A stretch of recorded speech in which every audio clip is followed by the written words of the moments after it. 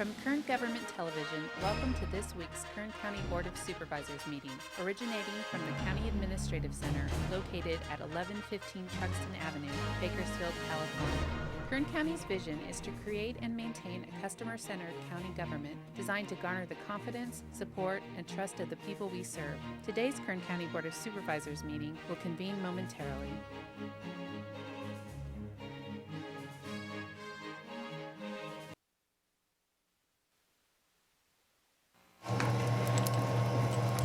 Board to reconvene. Madam Clerk, please call the roll. Supervisor Gleason. Here. Supervisor Scrivener. Here. Supervisor Maggard. Here. Supervisor Couch. Here. Supervisor Perez. Here. Great. We're going to open this morning's meeting with a pledge, a salute to the flag led by Judge Louis Vega. Thank you, Judge. Please remain standing for a prayer, a moment of silence, or meditation.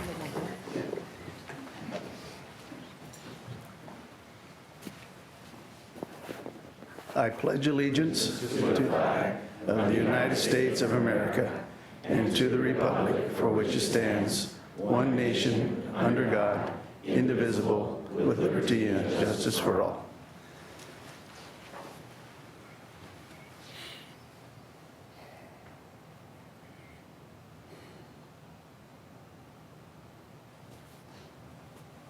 Thank you.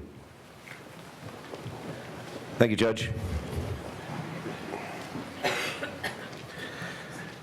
Okay, this morning's agendas are located in the back. Please grab one if you get a chance and so you can follow along with us. We'll begin with the review of the consent agenda. All items listed with a CA above the item number are considered to be routine, non-controversial by county staff.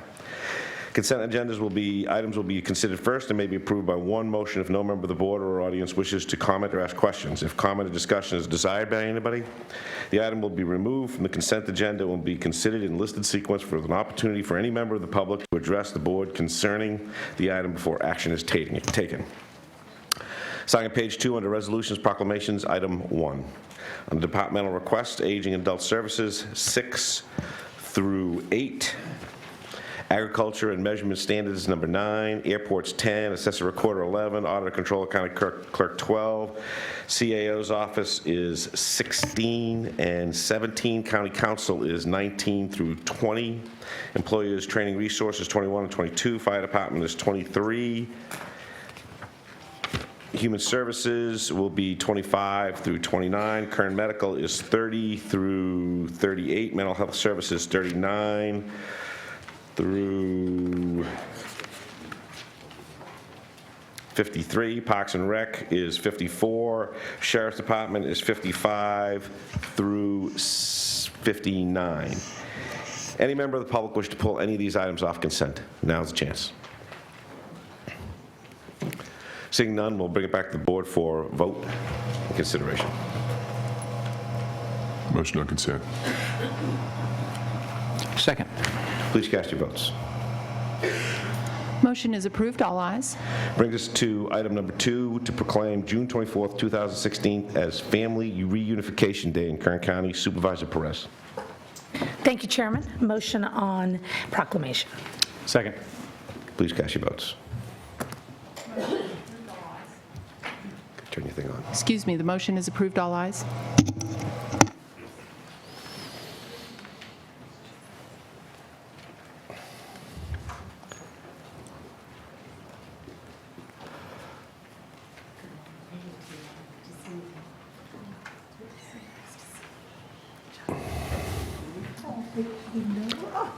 Fantastic. Very good. Well, good morning, Chairman and members of the board. It really is a special delight to make this presentation to you today. This Friday, Department of Human Services is partnering with our Superior Court, Juvenile Division, Probation, CASA, and other partners to celebrate Reunification Day in Kern County. Currently, there are more than 1,800 children ranging in age from newborn to 17 years of age in Kern County's foster care system. 1,800. Almost all of these children suffer from the trauma of being separated from their families and long to be home.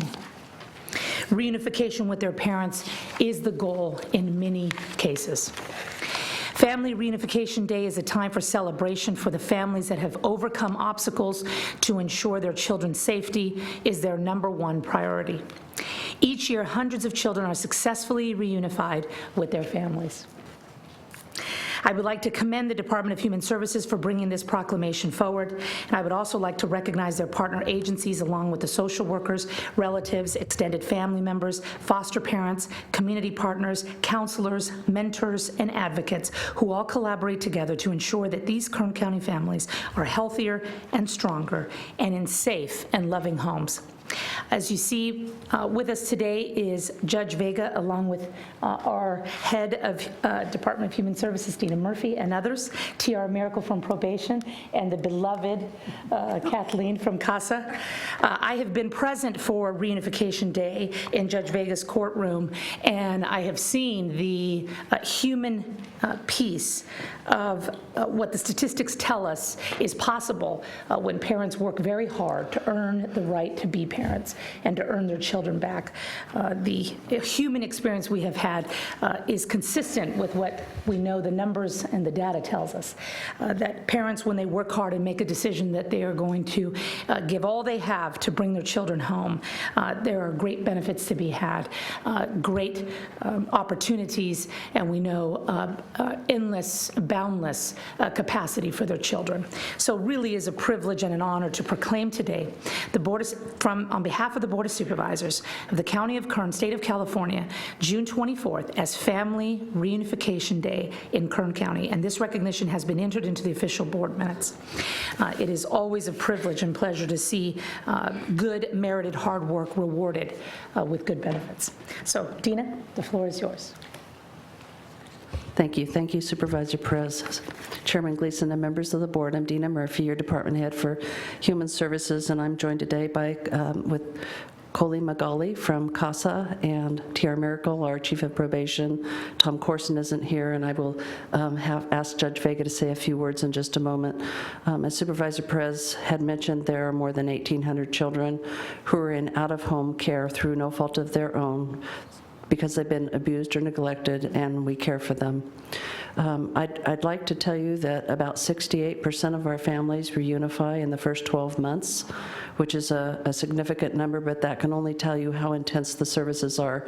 And Judge Vega's wisdom, this will be the third year, offered an opportunity to celebrate those successes on behalf of the parents and the extra work that they had to go through to regain custody of their children. The hoops that they jump through are really something that's almost hard to complete in a one-year period of time, but they did it. And what I was so touched with at the celebration, and we weren't sure that we would have quite a large turnout because the television stations were going to be there, and there was the stigma of having lost their children in the first place. But these parents were so emotional and so proud of themselves for what they had accomplished, and so grateful to have their children back, that almost all who were invited attended, and I was taken with the closeness that they felt with their social workers and their CASA workers in helping them bridge that process and reunify with their family. And, like a tear that's mended into a scar, that will be a very, very strong relationship, I think, with great sensitivities to their children that they didn't have before, and skill sets that they were taught along the way, and in engagement with their families. So it's a very special celebration that will take place on Friday. And again, this is something that Judge Vega came to us with and said, let's celebrate the successes. Let's give them once and for all a hurrah and put these families back together. And it's just been very successful. And I'm going to ask that Judge Vega discuss just a little bit about what will happen on Friday the 24th. And thank you for the proclamation.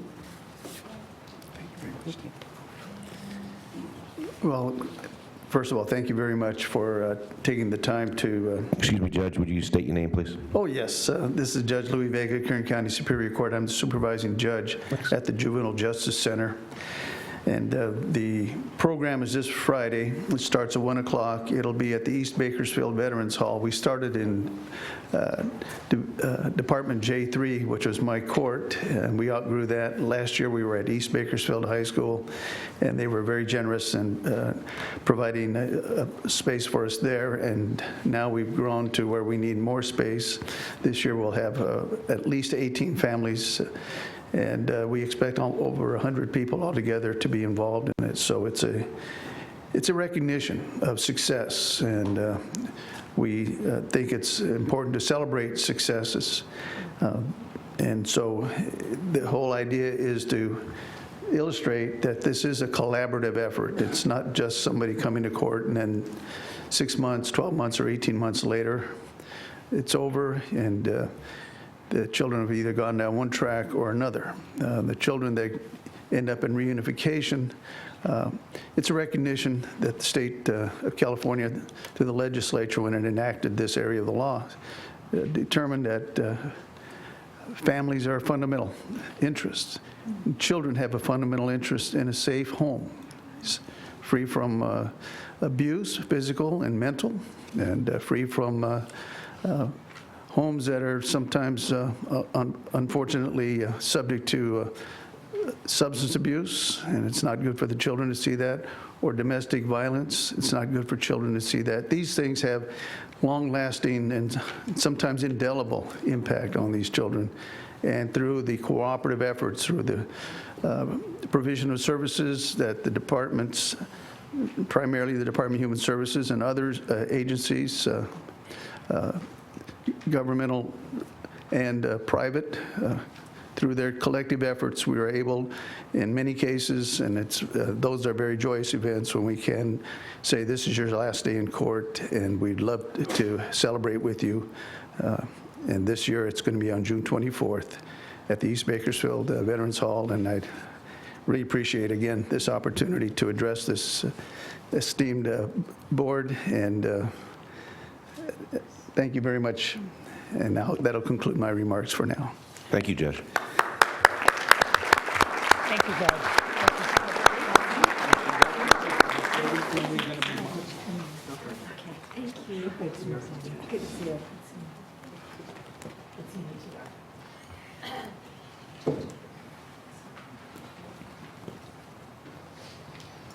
Brings us to item number 3 under public requests. Proposed Kern County Hospital Authority fiscal year 2016-2017 budget. Mr. Judd. Good morning, Mr. Chairman, members of the board. My name is Russell Judd. I'm here today as the Chief Executive Officer of the Kern County Hospital Authority. So addressing you today with a different hat on than I typically do as a county department.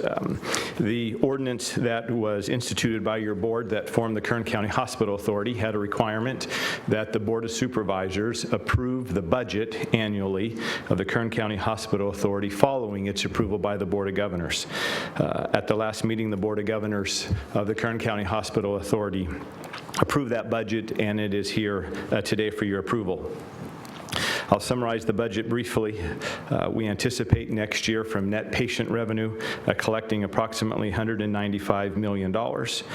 From our state indigent funding, we anticipate collecting about $81 million, and our agreements with the County of Kern, about $22 million for correctional medicine and about $3.5 million for the general fund for the care of the indigent. I should note that that's a reduction from prior year, recognizing these significant difficult budget that is facing the county this year. That's a 50% reduction from prior year. I should also note that the county has set aside potential reserves for some prior year adjustments that may be coming forward. The total operating revenue will be approximately $323 million.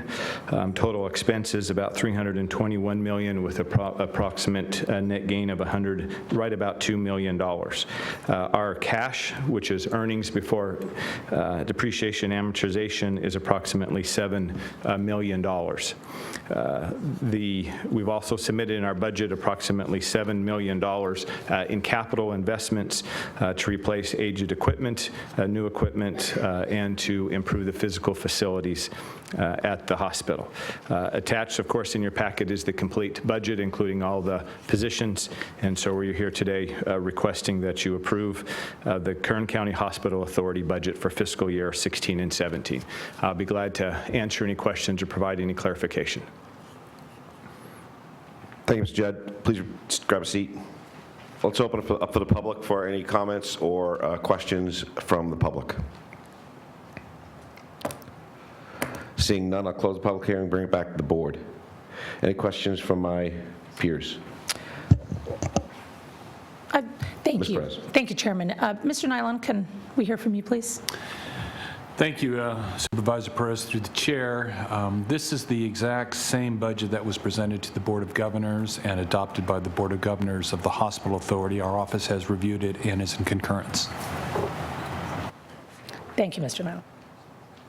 Okay, I have a question. I'm trying to find it. I was reading this stuff, and I can't. Just give me a second. It was...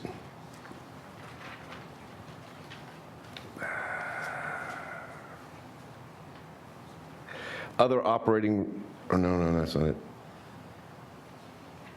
Just give me a second. I am in charge. You guys can all wait.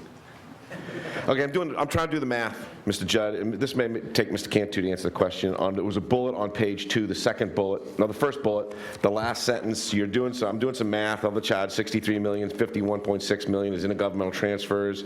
The remaining appropriations, which equates to about $11 million. $11.4 million is assessed to other charges, including countywide cost allocation plan, settlements, and attorney's fees. $11 million sounds like a lot of money for that. Do you have any thoughts on that? Can you give some drill down on that? I'm sure that $11 million is kind of the catch-all, and so these are just some of the such as we are buying services back from the county that included in that, including elements that the county cost allocation plans moves in arrears, and so we will continue to pay some of those fees to the counties. Of course, we budget if we have any settlements, any lawsuits, and so while that $11 million, it's a lot more than those 3 items. It's kind of the catch-all. Right. I don't know, Andy, do you have anything else that's his answer? Okay. A couple other questions. The loan. I just want to review this for the public's concern. Could you talk to me a quick second? I know that's not in your budget because there is no loan. Could you talk about that for a second? So I think the last time I checked the loan balance, Elsa can get me, we're right about $10 million. Pardon? $8.2 million is what the loan balance is today. We currently have, as we've been preparing for the transfer to the authority, we have been setting some money aside to cover that loan balance. That accounts approximately $32 million in cash today, while we have used some of that for appropriations. And so right before, on June 30th, we will make the final payment to the County of Kern, and we will transfer with a loan balance to the County of 0. We fully anticipate with other financing mechanisms that we put in place that we will not need to borrow additional funds from the general fund to do those. Our agreements allow that to happen, but at this point we think we've come up with some mechanisms to not have to borrow additional funds from the county.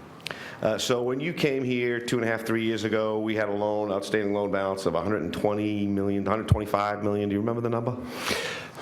I think at the year end, when you kind of hit it at the end of the month, the highest month-end one, even though it would go up during a month, the highest month-end one was $118 million. Okay, I just wanted to make sure everybody was well aware of that as we head into budget struggles. If it wasn't for the great work by the team over there at Kern Medical, our budget would be even worse than it is today. I want to thank you, the union folks, and all the employees at that organization for the great, fantastic work you've done. Thank you. Thank you, and I'm waiting for a motion from my peers. Or questions? Move approval. Second. Please cast your votes. The motion is approved. All ayes. Item number 4 is public presentations. Anyone in the public wishing to address this board, now's your chance. You got 2 minutes. Please state your name when you want to do that. Yes, sir. To the chairman and board members, my name is Leon Conley. I am a coordinator with Stay Focused Ministries, and I just wanted to come this morning to Thank you for the partnership that we've been able to share over the last few years. I wanted to take a moment to share some positive stories as a result of our partnership. Emmanuel Carrizales would be here this morning, but he's in Sacramento receiving the Nonprofit of the Year award. And I want to introduce you to Mr. Joe Angel Rodriguez and Mr. Dejan Swisher. Mr. Swisher. Hello, Hello, state your name. my name is Joe Angel Rodriguez, and I'm with Stay Focused Ministries. Stay Focused Ministries helps the community and its living by providing a positive and inspiring outreach. Whether it's from their occasional community outreaches, or their community center, or their office on California, they try their best to better this community and its living in the midst of shooting, gang violence, and other crimes with the passionate Word of God. Pastor Emmanuel Carrizales lives a motivational, inspiring, and heart-hitting Word of God. Stay Focused Ministries has inspired me in many ways. They taught me to believe in myself even if I don't think I can do it, or not believe in myself. They taught me to be positive even in the most harshest of conditions. They taught me to believe in God, but most of all, they taught me, well, them and my mom, that I can achieve my goal, any goal that I want, and I can become anything in life. And that God is always going to be there for you. So I want to thank you guys for supporting us. Well said. Thank you.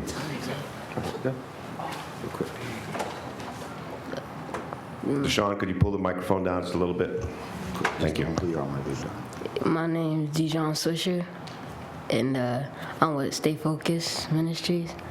And they helped me by, I was failing all my classes, and then now, I was having a 1.2 GPA, and I started talking to Leon, and he helped me, start, cooperating with my teachers, and now I have, a 4.0. And so we want to thank you for supporting Stay Focused. Outstanding. Well said. Thank you very much.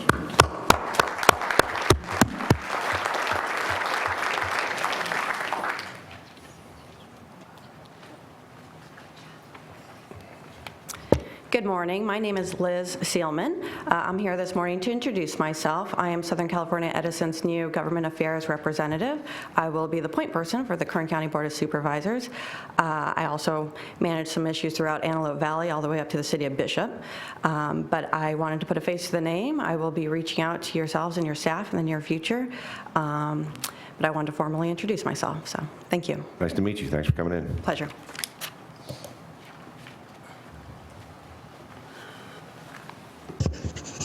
Honorable Chairman and the board, my name is Curtis James Bingham Sr., street evangelist for our Lord and Savior, God Almighty Jesus Christ. And to be respectful to these 2 minutes, I'm not a little quick here. I've learned what the Lord tell us to make sure we keep all his leaders in prayer. And so in a positive way, we have you there because here you are today having to make some decisions, and a lot of responsibility, the decision you're going to have to make is not yours whatsoever. When you look at the things that we have going on right now, it's almost like it's Oscar day for the criminal, and that's a shame for it to be this way behind things that are taking place. So the Lord appreciate what you guys are doing, because a man to stand up and get $250,000 to speak for an hour, and you guys do what you do all year long. So in the name of the Lord, thank you. But I'm really here for, the Lord says that Romans chapter 13, he called law enforcement his ministers. And so I just wanted to say there's no city that has been or shall be that will succeed if you don't keep law enforcement intact strongly. And law enforcement also come with a younger brother, that'd be the fire department. These two should be the untouchables to every single city in this world, because without them, we can't do anything. Can't go to the store, can't buy nothing, can't have a meeting. You can't do nothing without the law intact. In the position that they have now, thank you for giving them to them. Now here we have to cut back and take some away when we have honorable people people in the law standing up for us, we should give them more than what they ask for, because you can't handle the law. You can't tie it down, and nobody's responsible for people doing evil but themselves. You're not, I'm not in law enforcement now. People are making choices and choosing to do evil, and without them, we can't do nothing. So they have to be your untouchable. You got to fund them. We don't have a choice in this, because evil is not going to stop. And the Lord gave us a head up when he said in the last days it's going to get worse and worse. That's a head up. It's not going to get any better. There's evil statistics. They don't count. This evil is running rampant. We got to take care of our law enforcement. Then when you look at the district attorney's office, they saying to themselves, now wait a minute, if they're going to cut them, how are we going to do our job? See, all this go hands in hands to make sure we keep these criminals, keep them in their right spot. You have to have them. And we've seen the big fire that happened in Canada. Like the whole city was going to burn down. It was really frightening to see that on TV. The same thing can happen here. We just had a big fire out there on Ash Road last night. So when you're looking at your two untouchables, which is law enforcement and his little brother, the fire department, they have to be funded. We don't have a choice. This message is for everybody in the city, because when we lock our doors at nighttime and somebody hit the door or the window, who are we expecting to come? Law enforcement. They're putting their lives on the line, many of them being shot down and killed. This ain't me just talking. This is really happening. When they start taking shots at the officer, well, what do you think they're going to do with us? People are becoming afraid. Look what Oakland is doing. Look what Fresno is doing. Oakland has the hyenas now. Hyenas are people that go out bloodthirsty. Somebody sends them to tell them, jump on this person, get that person, get that person. I don't know if they here yet. Our murder rate is getting higher in Bakersfield. But see, people don't know you have these type of criminals out there. Then you have the happy criminal. He's happy because he can't be fingerprinted, because sometimes they come in and you don't know they're here. So law enforcement have so much to deal with. We should do nothing but add to it and make sure we secure their funding and never take it back, so them, their little brother, the fire department, the district attorney, and everybody can do their job to keep us safe. Because if you don't have safety here, you can give everybody $1 million. If you can't keep them safe, they ain't going to want it. We got to do this. We don't have no choice, because who can say who's going to rob a bank tomorrow? Tomorrow, people are planning to do evil tomorrow if that day comes. Right now, who we expecting to go get them? Law enforcement. So we don't have a choice but to support them and have a man like Youngblood in office that really care and love the people. We blessed, and blessed again. So I'd just like to say thank you for what you have given them. I know you don't want to take anything back. Things come up out of your control, and I just pray God Almighty Jesus Christ bless you guys with the wisdom and the knowledge to do the right thing. But them are the two untouchables. You have to fund them. So I just wanted to say that as a representative for our Lord and Savior Jesus Christ and a respect of the law. And I pray God continue to bless you, and I'll make sure I keep you in prayer. In the name of Jesus, thank you, amen. Thank you, Mr. Bigham. Yes, sir. Good morning, Board of Supervisors. My name is Scott Knobb with the Bakersfield Association of Realtors. We have made an event called United We Sing, and I want to personally invite all of you, your staff, and everyone in the chambers to this event. It is an official Guinness World Records attempt for the most people singing live on the radio. It is going to air on KUZZ. It is going to be out at Kern County Raceway Track July 2nd. There's going to be live bands, bounce houses, racing, fireworks, and of course we're going to break a world record. So I'd like to invite all of you guys to come out. This event is in honor and support of our armed forces and veterans, with all the proceeds going to 4 local military charities. So if you guys aren't doing anything Saturday, July 2nd, please come out and support the event. Thank you. Thank you, Mr. Knob.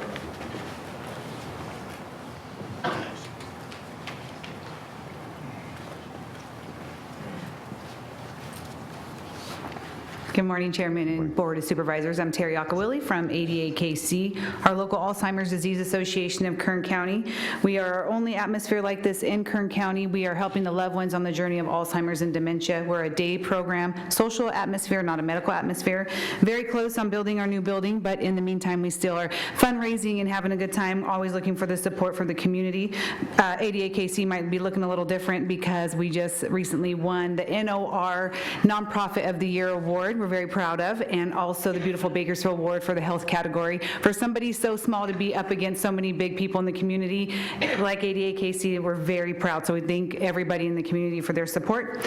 July 23rd, a little bit more than a month away, there's the first annual Bakersfield Wing Festival held at Stramler Park. Lots of fun, yes, hot wings. They're benefiting ADA-KC. I'll leave some flyers for you guys and let everybody know behind me. Also, Richard Marks, little heartthrob from the 80s, is coming to the beautiful Bakersfield Fox Theater, benefiting ADA-KC in fall on Thursday, October 13th. If you don't know who Richard Marks is, please look him up. But if you're looking just to help benefit ADA-KC, I'm looking for sponsors and just a fun night. So I just wanted to come and say thank you. Thank you for all your support and everything everyone's doing in the community. Alzheimer's is not fun, but we're making it something good and positive.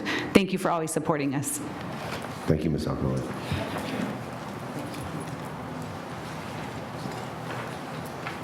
Anyone else? We'll close this portion of the meeting and move on to board member announcements. Supervisor Perez. Thank you so much, Chairman. I'd like to share a piece of good news with you that I recently, well, I've known for some time, but that was confirmed last week. Some of you may know that Governor Brown appointed me to the prison board for the state of California. And in that capacity, we've had the opportunity here in Kern to learn about all kinds of sources of money, grant money, pots of money that are out there that we have not historically competed for or have been granted. One of those grants is an improving community relations grant between law enforcement and the community.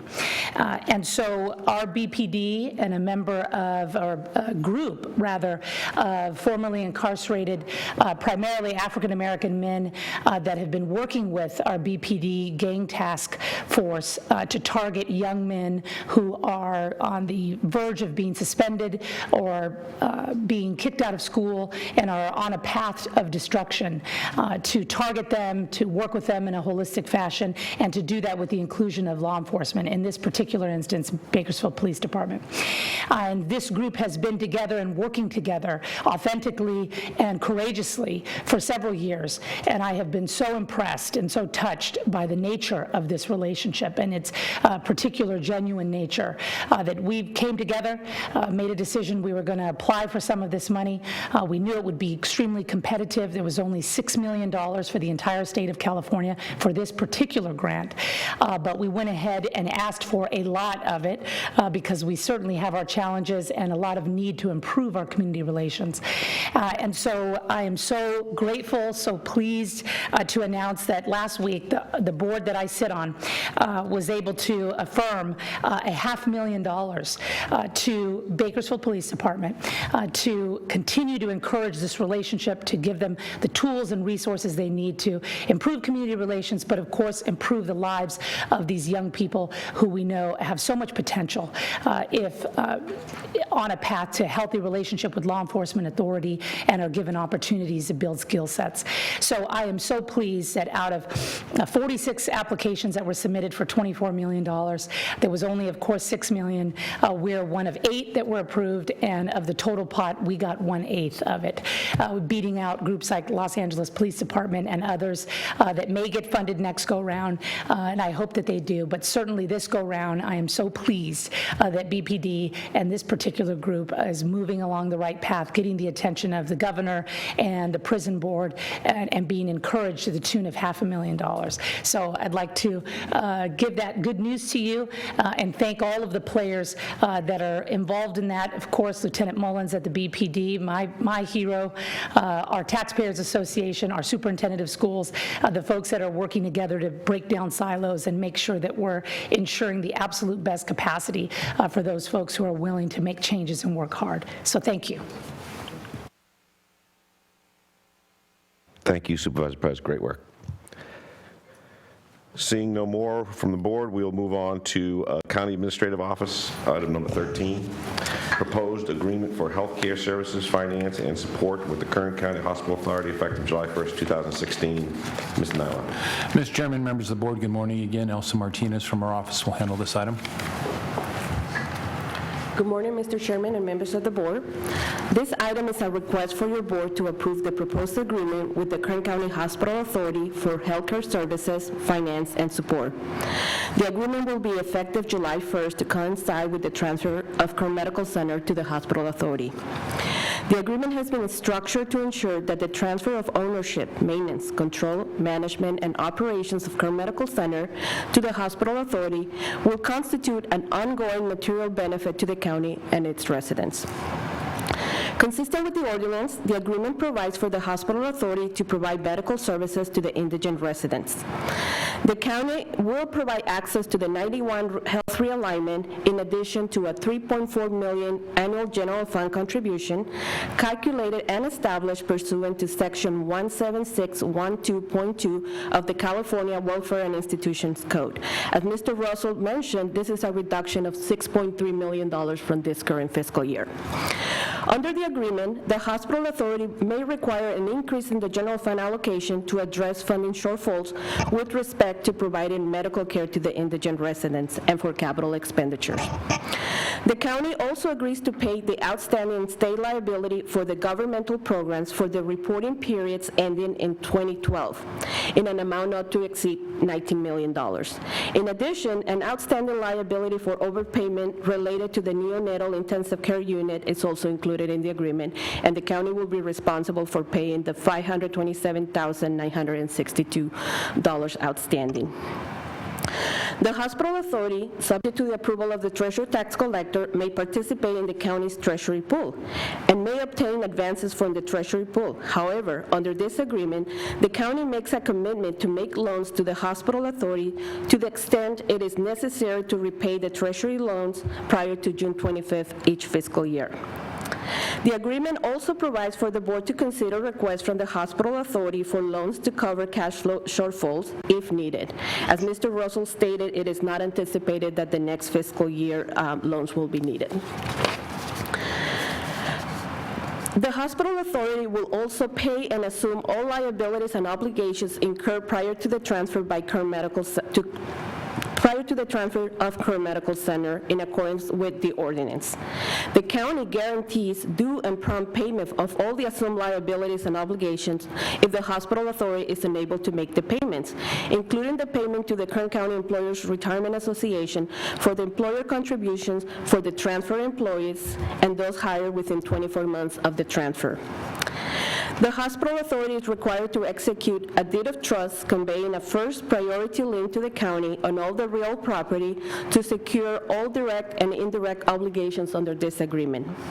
There are several approval rights of the county and financial reporting and financial covenants for the Hospital Authority detailing the agreement, including your board's approval of the Hospital Authority budget and selection of the independent audit firm.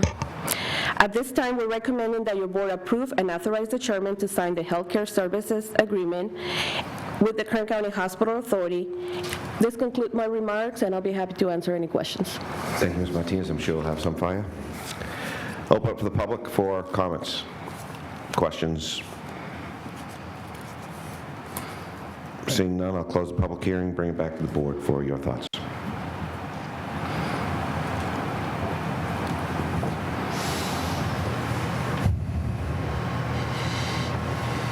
Mr. Couch. I just want to thank you for all your hard work. I mean, that's a short report, but it took you a long time to get there, so I'll move your recommendation. Thank you.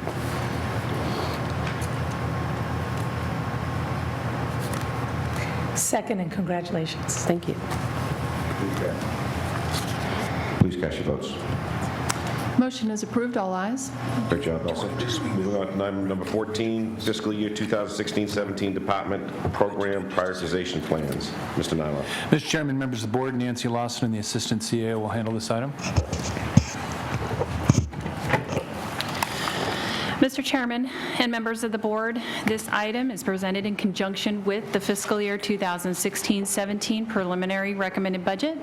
Department prioritization plans identify the specific program and functional area, the laws or statutes and/or administrative regulations that are applicable, whether the program is mandated or discretionary, the mandated level of service, and whether the program meets or exceeds the mandated level of service. This information is intended to be a tool for budget development and an opportunity for your board to ask questions of departments specific to their programs and functions. Your board began receiving this information in fiscal year 2008-09 when the county was challenged with significant budget reductions, as we are seeing today. In addition to the summaries from the departments, we have also compiled a list of all the discretionary programs and functions identified by departments in Attachment B. No specific action is required by your board today on this item, and we hope that it will be a helpful tool over the next few months as you deliberate the fiscal year 2016-17 recommended budget. Departments are available to answer any questions you may have regarding their programs. The recommendation for this item is to receive and file the report. Thank you, Ms. Lawson. Anyone in the public wishing to make comment? Seeing none, we'll close it and bring it back to the board.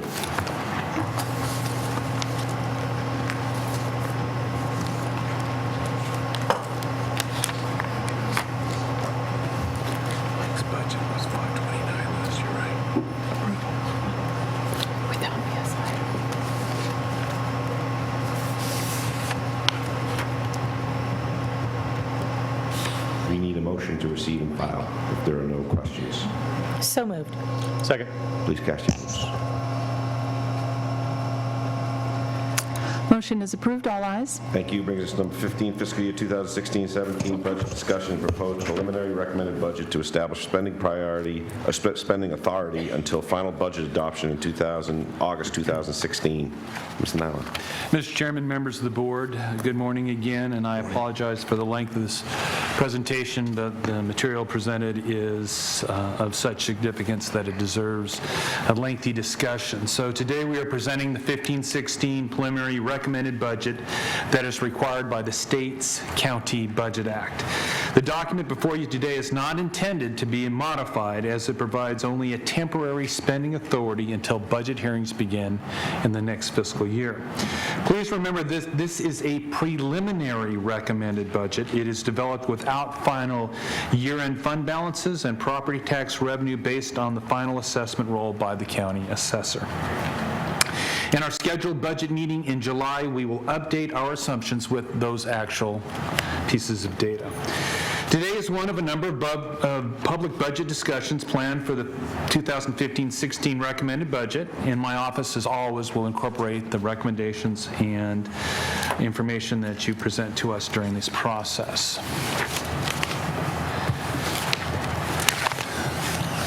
I think it's important, especially with today's budget concerns, to set out an economic context. And as you know, a lot of our budget is based on oil, but oil is a commodity, in fact, one of the world's most traded commodities. And like other commodities, the price of crude oil experiences wide price swings in times of shortage and oversupply. Case in point, over the last 2 years, the price per barrel of oil for Kern has dropped from $99 per barrel to $35 per barrel, a 65% reduction. Local government relies on property and sales tax. The loss of oil translates to an $81 million loss of tax revenue to the county of Kern over this period of time, and as you know, requires as many as 65 layoffs next fiscal year. For greater economic context, Kern's oil-related companies have experienced 4,000 layoffs during this same period of time. As presented, the projected total fiscal year 2016-17 budget is approximately $2.4 billion. $1.6 billion of the budget is related to the main operating funds of the county, which includes the general fund and the roads, fire, building inspection, mental health, aging and adult services, and human services funds. The other funds and agencies' budget of $800 million consists of special revenue funds, capital project funds, county service areas, enterprise funds such as golf courses and waste management, and internal service funds such as garage, group help, and unemployment, and the grants funded by Employers Training Resource and Community Development. The projected general fund budget is $755 million, which is $66.5 million or 8% less than fiscal year 15-16. The preliminary recommended budget includes a 5% net general fund cost reduction of $15.3 million and the use of $45 million in estimated fund balance available carry forward and the release of reserves. There are no major maintenance or capital projects included in the general fund budget.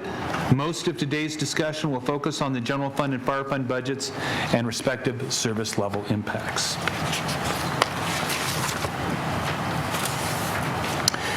The general fund budget reduction, also known as NGFC reductions, are primarily related to the property tax losses starting in 15-16 due to oil and gas declines. In fiscal year 15-16, the general fund lost $28.6 million in property tax revenue, yet departments were only asked to cut their net general fund cost allocations by 2.4% or $6.9 million.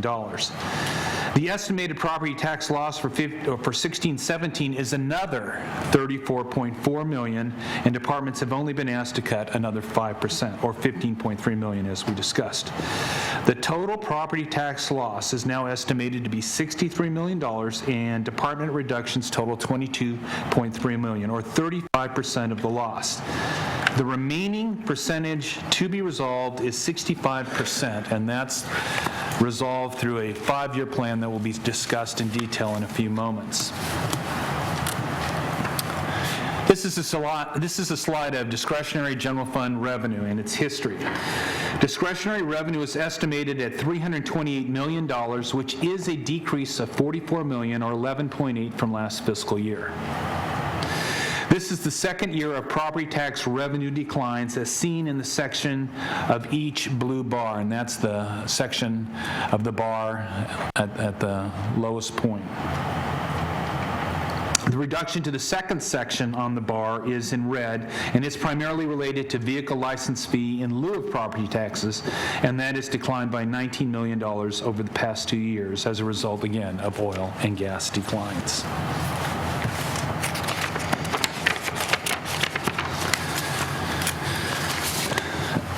It's very important this year to recognize where the Board of Supervisors had its greatest flexibility and discretion to reduce its budget. While the total budget is $2.4 billion, your board really has rather limited spending flexibility. Department program revenue includes fees, charges for services, subventions, etc., received by the general fund, special revenue and capital project funds, enterprise funds, internal service funds, special districts, and grant programs that are required to be spent on those specific programs.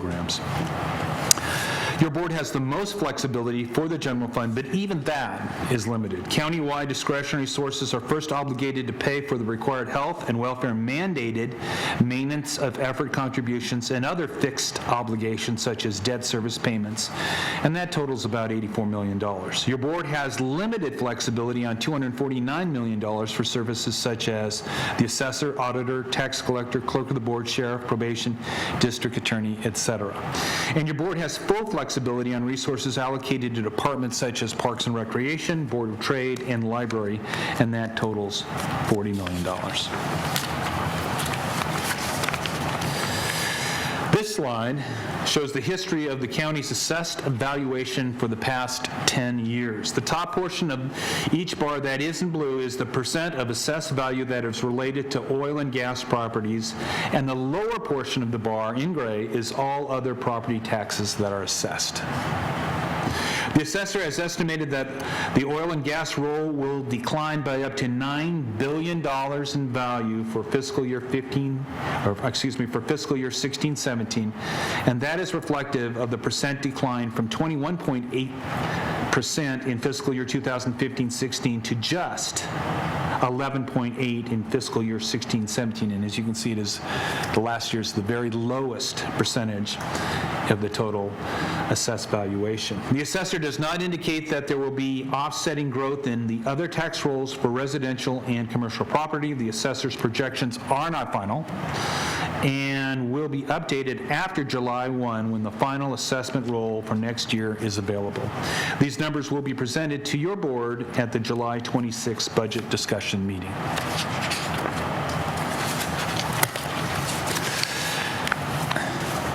Net general fund cost. Most of our discussions on the budget development focus on the net general fund cost, or as I mentioned, NGFC. The NGFC for the preliminary budget is $373 million, which is comprised of 3 items. The first is discretionary revenue, which is $328 million. Second is projected net fund balance carry forward at June 30th. And the net, of course, is the number used after budget savings incentive credits that have been reduced, and that can run about $13 million each year, and of course they're not included in the preliminary budget. And third, the cancellation of $21 million in reserves, of which $11.5 million is related to operational deficits for the general and fire funds. Each year, my office determines the allocations to departments based on what is available and if the budget unit has limited or full discretionary flexibility. The main budget groups that receive net general fund cost are public safety with $214 million, or 57.1%. General government, which includes departments as the assessor, auditor, controller, treasurer, tax collector, and general services, are with $55 million, or 14.7%. Health and sanitation departments such as public health and Kern medical have $34 million, or 9.1%. Public assistance, which consists of a contribution to DHS, Veteran Services, and Aging and Adult Services, is about $25 million, or 6.7%. Parks and Recreation comes in at $10 million at 2.7%, and our libraries, $7 million, and that's 1.2%. Okay, this is a slide that indicates a couple things that are important in our discussion. We are often asked why public safety departments have to cut like other departments. So if we exclude 57.1% of the allocation base, the reductions necessary to get to the same dollar reduction needed would be significantly greater for the remaining departments. So if we took away those dollars that are already reduced from the public safety departments and required them to be taken in addition to the 5% cuts for the remaining departments, the amount of money that would be required for this fiscal year alone would be 17.5%. If this is, of course, to achieve this total and the $49 million that we're talking about, in addition to the 75%, all other departments in 16 and 17 would have to take, over the next 4 years, another 37% increase. In other words, the 5-year plan that is presented to you today shows that each department would take a 5% cut, 5.6% cut, and then 2.5% cut the next couple years. It would require all of the non-public safety net general fund county departments to absorb over the next 4 years a 50% cut in their budget. It's actually 54.5%. That would mean that you would eliminate, for example, human services, 50% of the employees associated with children, protecting them from abuse, neglect, and exploitation. It would mean reducing general services by half, which is the department that supports 6 million square feet of buildings, security, information systems, communications, purchasing. As we know, the assessor establishes property values. Cutting their budget in half would likely reduce available funding. Parks could shutter 50% of their parks, but because of the way the program operates, you'd have to fence and barbed wire them because we could not return them. Libraries at 50% would roughly cut 11 of their libraries, and all other general fund departments combined only make up $92 million, so those would also have to be cut. So that gives you the discussion points with regard to why public safety is included in these discussions and what would happen if public safety was not included in these discussions. The County Board of Supervisors has historically allocated a significant portion of net general fund costs to public safety departments. Even in this declining environment, the estimated allocation to public protection departments continues to increase at the highest level within the last 10 years. In fact, 57% of the general fund budget is expected to be allocated to public safety.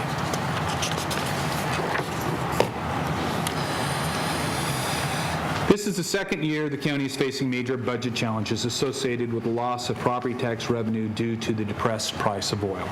Over the past 2 years, the general fund has lost $63 million. For fiscal year 16-17, the general fund is currently projected to have a deficit of $49 million, and this is comprised of a net decline of property-related revenue of $43 million, $3 million decrease in sales tax, $5.8 million increase in Department of Human Services entitlement payments for foster care and adoption cases, a $4 million reduction in interest revenue as a result of the Kern County Retirement Association's decision to phase out the county's ability to prepay for retirement.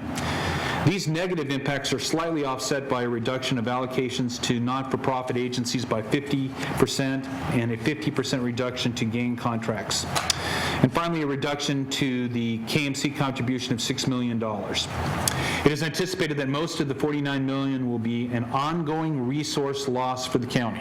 That's important to know. If we were to achieve the full cost savings through net general fund cost reductions next fiscal years, it would require all departments to take a 15.5% cut across the board, rather than 5% this year, 5.6% next year, and the remaining years. If the board required all of the county departments that are not public safety to absorb this total reduction, as I mentioned before, it would require a 54.5% reduction.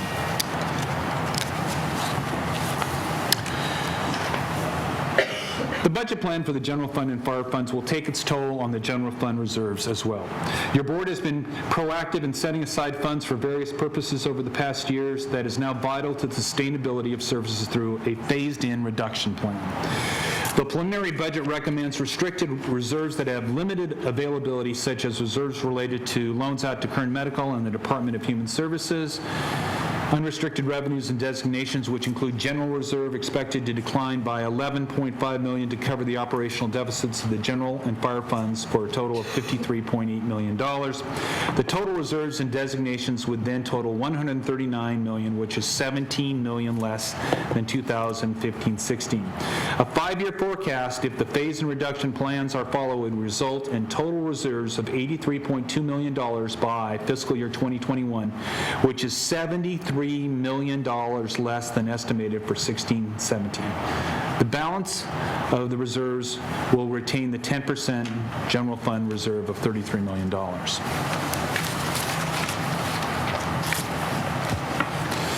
To comply with the county policy and establish a fiscally prudent plan to address anticipated ongoing loss of property tax revenue, a phased-in reduction plan for the next 4 years is proposed for the general fund. This would mean that general fund departments would have NGFC reductions of 5% for fiscal year 16-17, 5.6% for fiscal year 17-18, 2.72% for 18-19, and 2.18% for 19-20. These percentages are subject, obviously, to the changes in updated revenue expenses year to year. The plan does not require an annual commitment of reserves. Excuse me, let me restate that. The plan does require an annual commitment of reserves of $8 million for the next 3 years, which total $24 million. It also requires use of fund balance carry forward for the remaining deficit each year. While it does reduce what we consider unrestricted reserves to just the general reserve, it will maintain, again, that 10% minimum required by policy. This is considered a multi-year budget plan, and as such looks beyond the typical 1-year budget cycle that we usually deal with. The plan will resolve the use of fund balance and reserves for operations within that 4-year period. It is expected that proposed reductions will result in service level impacts to the public. The 5% NGFC reduction for fiscal year 16-17 has been absorbed by many departments, being proactive over the past 6 months, leaving positions vacant through attrition and using budget savings instead of credits to offset these cuts. In addition to holding positions vacant and managing with less staff, some departments will have to forego equipment and vehicle purchases. The Sheriff's Office and the District Attorney have indicated that they will propose layoffs to meet this NGFC guideline. These departments will be discussed further in future slides. However, this is just year one of a 5-year plan. We expect that each year, subsequent layoffs will occur in greater and greater numbers. Shifting gears to the Fire Fund. The Fire Fund is also facing major budget challenges that are partially related to the loss of property taxes. The net property decline for fiscal year 16-17 is estimated at $11.8 million, and the department anticipates $2.9 million less in charges for services. Additionally, the department did not receive a SAFER grant, and those funds are $4.8 million. The department released some of its reserves in March of this year to mitigate this loss in lieu of reducing costs. The department also used approximately $5 million in one-time funds such as fund balance carry forward to balance the budget for fiscal year 15-16. Of course, those systemic losses carry forward to 16-17 because the expenses have not been reduced. Health benefit costs has also increased by $400,000, which is offset by savings and salaries from vacancies, and other cost reductions include services and supplies and the countywide cost allocation plan of $2.9 million. The Fire Fund's $21 million has been reduced to approximately $10 million for fiscal year 2016-17 through a proposed contribution from the general fund. Contribution is to offset pension costs beginning in fiscal year 15-16, and that is the estimated savings the fund will receive in fiscal year 2021 when the 1995 pension obligation bond is paid off. This is a similar plan already initiated for general fund departments. Additionally, the department identified new ongoing revenue of $500,000 for a first responder fee and another $500,000 in service and supply cost reductions, and $5.7 million in one-time reserves from the Fire Fund.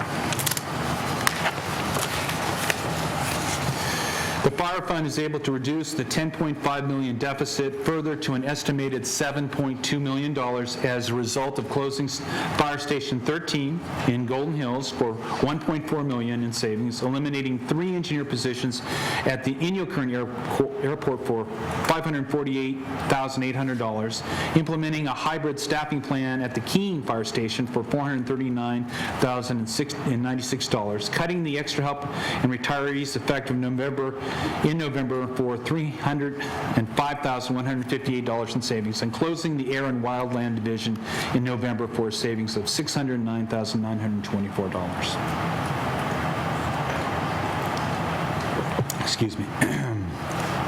This would leave a remaining estimated deficit of $7.2 million to be resolved in order to balance the Fire Fund. The preliminary budget includes the assumption that the general fund would contribute 50% of the remaining balance, and the department would identify further ongoing reductions to cover the other 50%.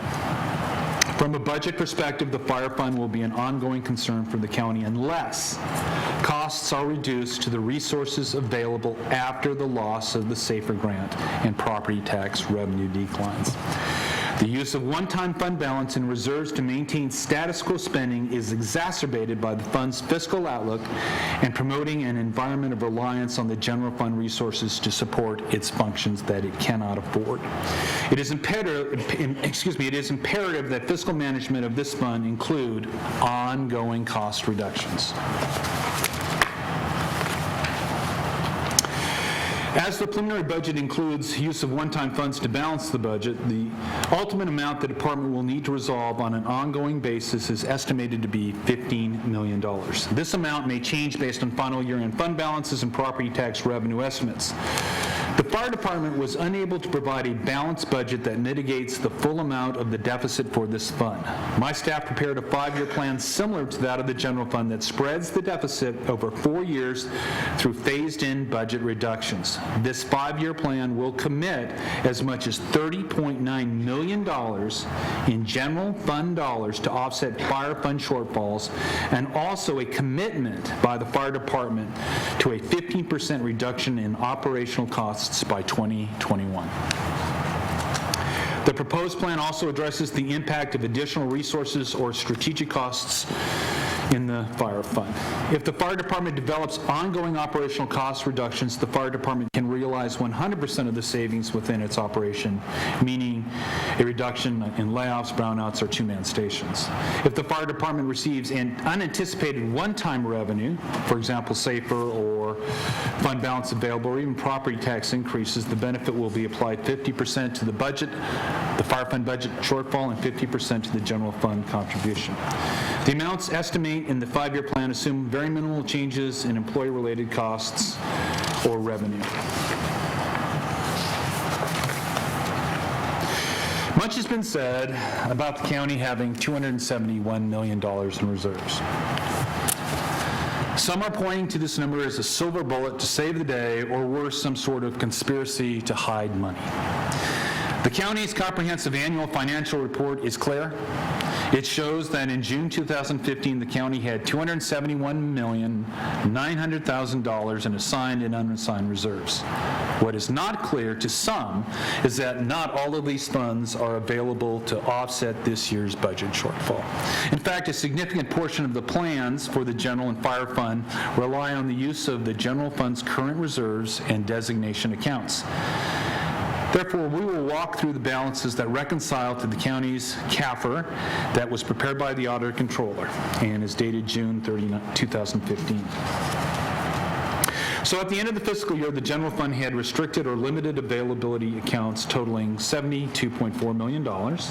This is comprised mostly of $47 million in working capital designations to cover cash loans to KMC and to DHS.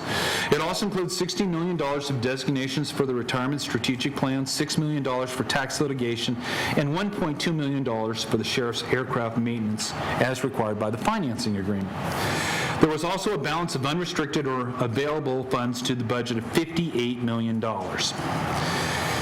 This was comprised primarily of the county's $40 million general reserve, $14 million in designations for infrastructure replacement, $1.5 million in jail operations, $352,000 and $352,289 for the East Kern revitalization area, $872,000 for blight remediation, $750,000 for Kern County Museum projects, and $46,000 for West Star's tax increment program. These categories total to $130.5 million. Additionally, the gross fund balance carry forward at June 30, 2015 was $75.1 million. This amount includes BSI and some capital and major maintenance projects that are reestablished in the budget. The reserves for encumbrances, which are purchase orders and contracts totaling $28.6 million that have yet to be paid, are also included. The final component is $37.7 million Teeter fund reserves that are restricted. $10 million of the Teeter funds are required by law to be maintained as part of the 1%. The total of all these accounts is $271.9 million, and that's what is associated in the county's CAFR. Okay, here's the reserve strategy for the CAFR, just to make sure that we understand that the very maximum amount of reserves that are available by this CAFR are being used to offset these reductions going forward in both the fire and general fund for 5 years.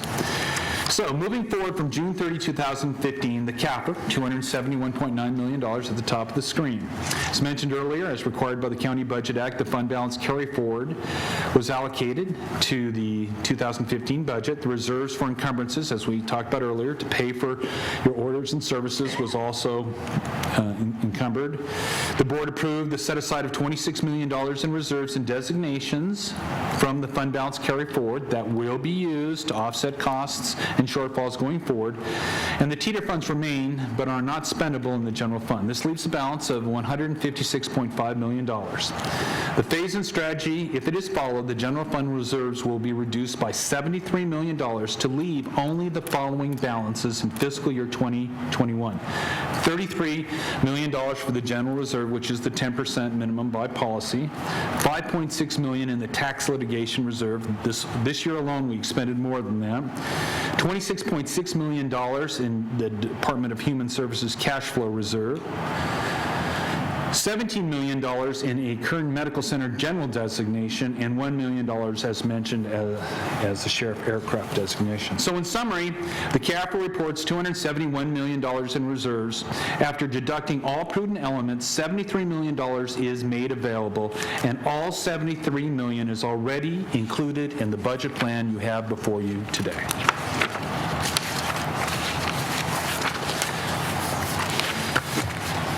Very quickly, some of the current concerns that we see looking forward.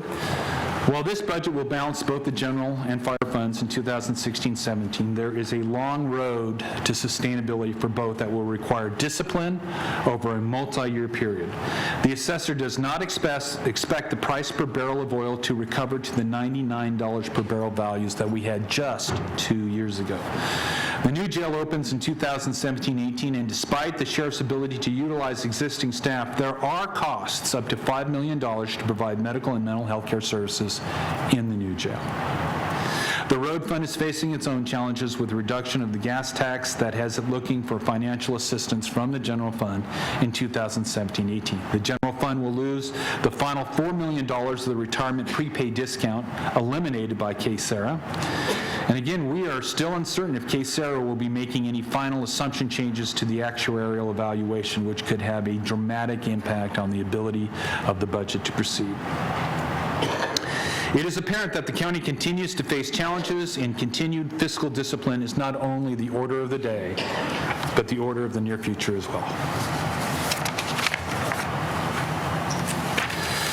The next public discussion for the 2015-16 budget will be on July 26th. We will present your board with the final year-end numbers and proposed changes to the recommended budget.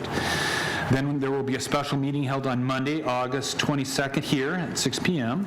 And finally, the budget hearings will commence on Tuesday, August 23rd at 9 a.m. in these chambers.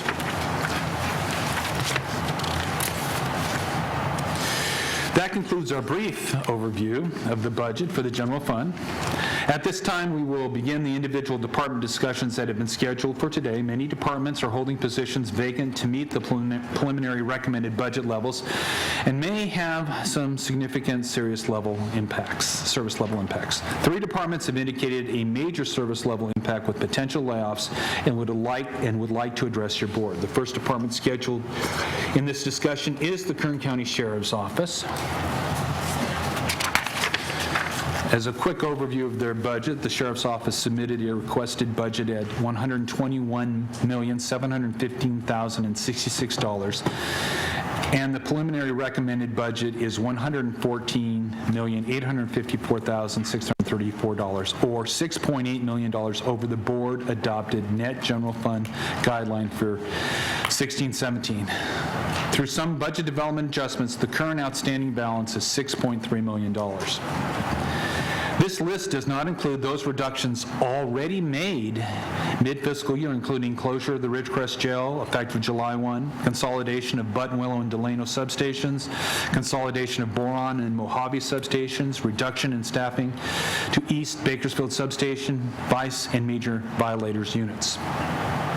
The department's plan to achieve net general fund cost is to unfund 52 deputy sheriff positions, resulting in 10 layoffs and the elimination of 16 deputy sheriff trainees, the partial closure of the central receiving facility, and reductions to the gang and narcotics units, reduced flight hours, and no replacement for aging vehicles.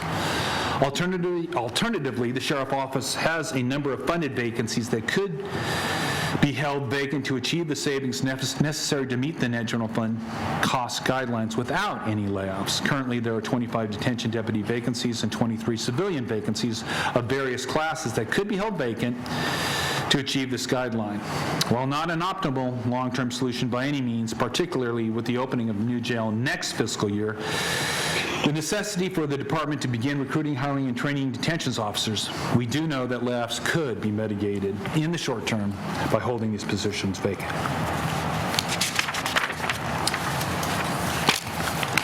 This graphic graph shows the average filled total positions the department has held over the past 6 years.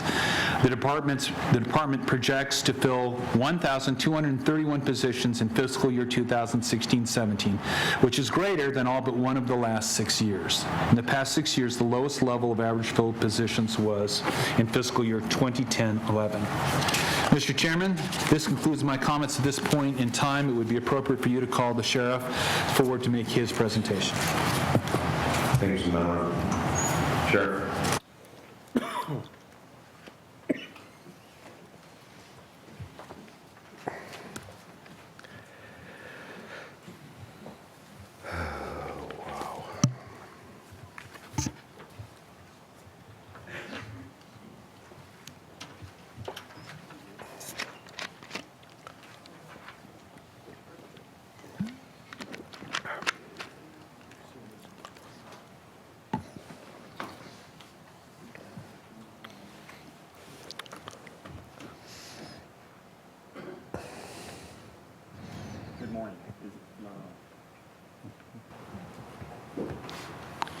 I think it's on now. Thanks, Sheriff. Good morning. We just listened to a gloom and doom on our financial picture of the county, and we don't have a great exception with the picture that was painted. We are well aware of the financial situation that this county is in. But from the sheriff's standpoint, we're also in a gloom and doom of violent crime in our community like we've never seen before.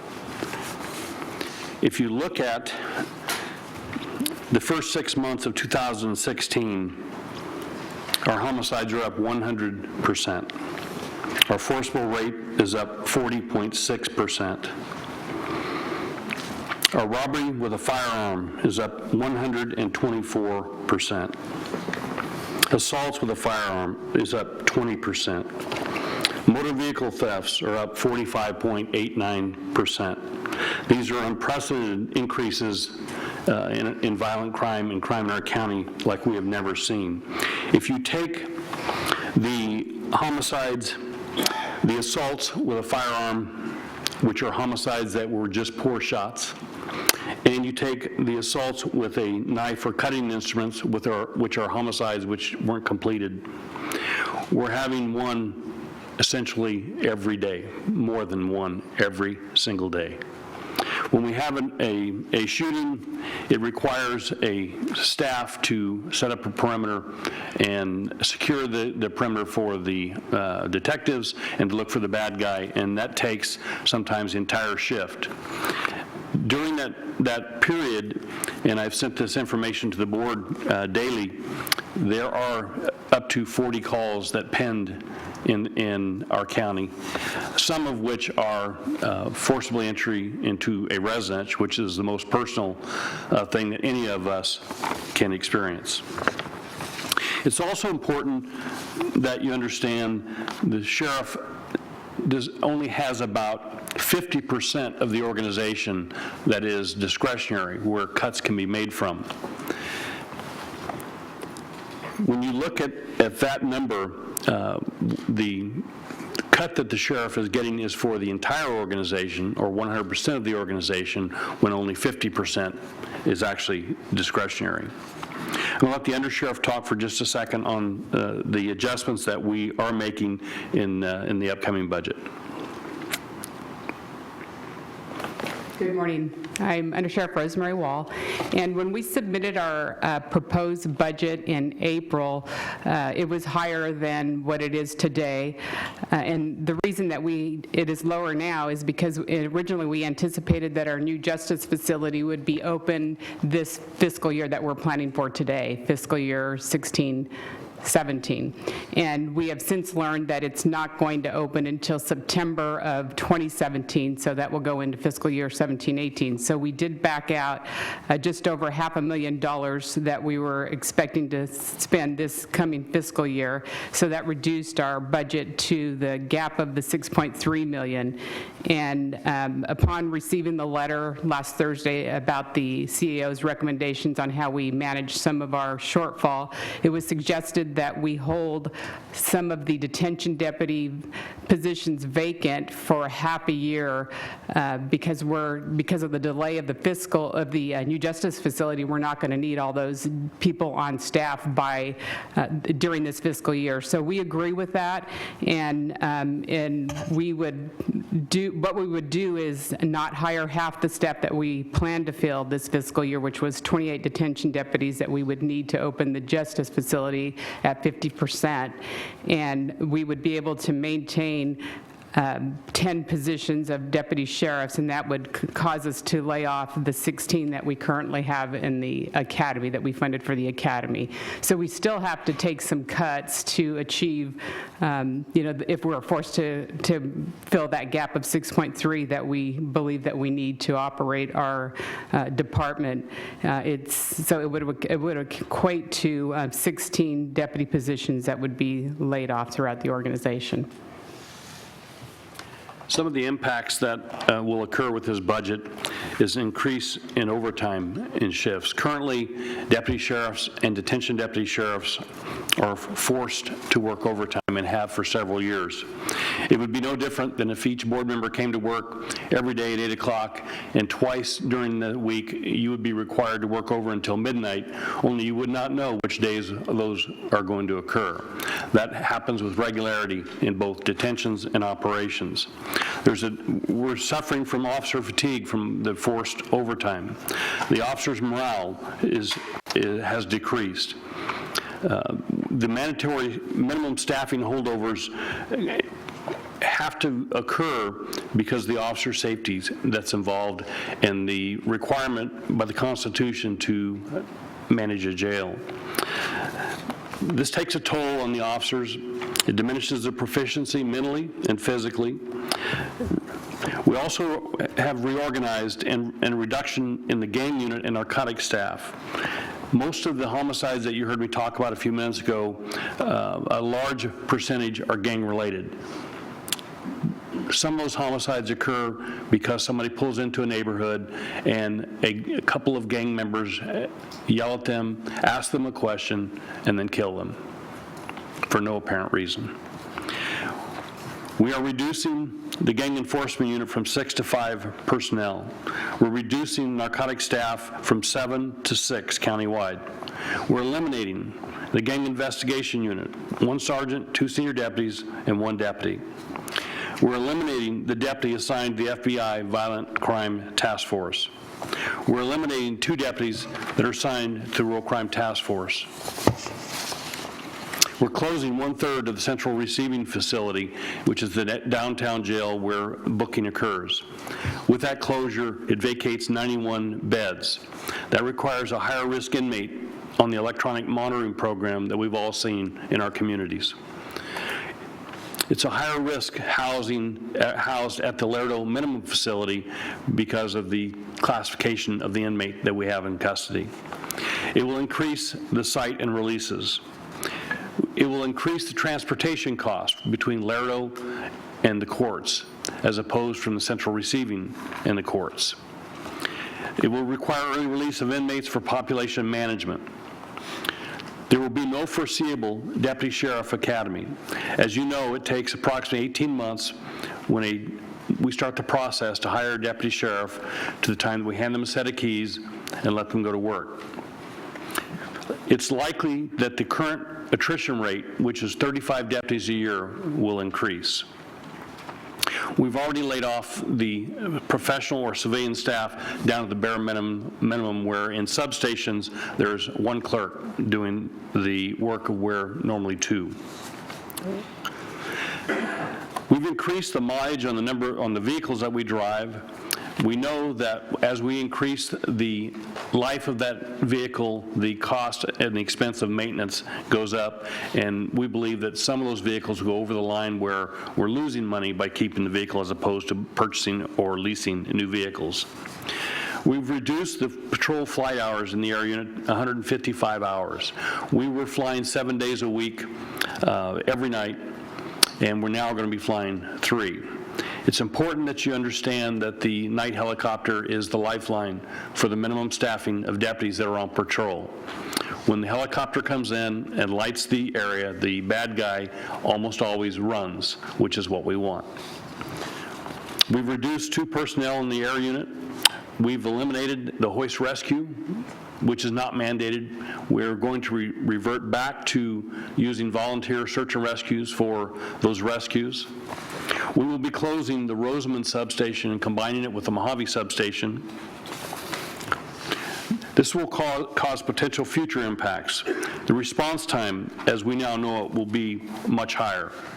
Follow-up on serious and felony cases will occur, but not misdemeanors. Respond to priority 1 and 2 calls only. As you know, we are closing the Ridgecrest Jail, which is an unpopular decision on the eastern portion of the county. We're losing deputy sheriffs at a rate that we have not seen before. We have deputy sheriffs that are leaving the Kern County Sheriff's Office, going to the Bakersfield Police Department, to the Ventura County Sheriff's Office, to the Antioch Police Department, the Shafter Police Department, and just last night, another one left for the Garden Grove Police Department. Public safety is the #1 role of government. Across-the-board cuts do not demonstrate that. I cannot, as the sheriff, provide public safety as we know it with this current budget, proposed budget. I do understand the financial situation that the county is in, but there has to be another way. We're going to have substations that will not have 24-hour deputy in 24-hour coverage. As we go down the road, if you look at the number of deputies that are in the Kern County Sheriff's Office, we have 608 deputy sheriffs. When you back out the 180 that are non-discretionary, it leaves us with 428. The unfunded positions, if you back the 65 out, it drops us to 363. The attrition rate for the next 4 years, where we plan on hiring no deputy sheriffs, is 35 a year minimum. That equates to 140 and drops us to 223. And then when you take the cuts that are going to occur in the next 4 years, it's going to drop us below 200 deputy sheriffs in this county. And with that, I'd be happy to answer any questions that you might have. Great. So as a point of order, Mr. Nylon, the plan is to review all of them and then go for questions, or?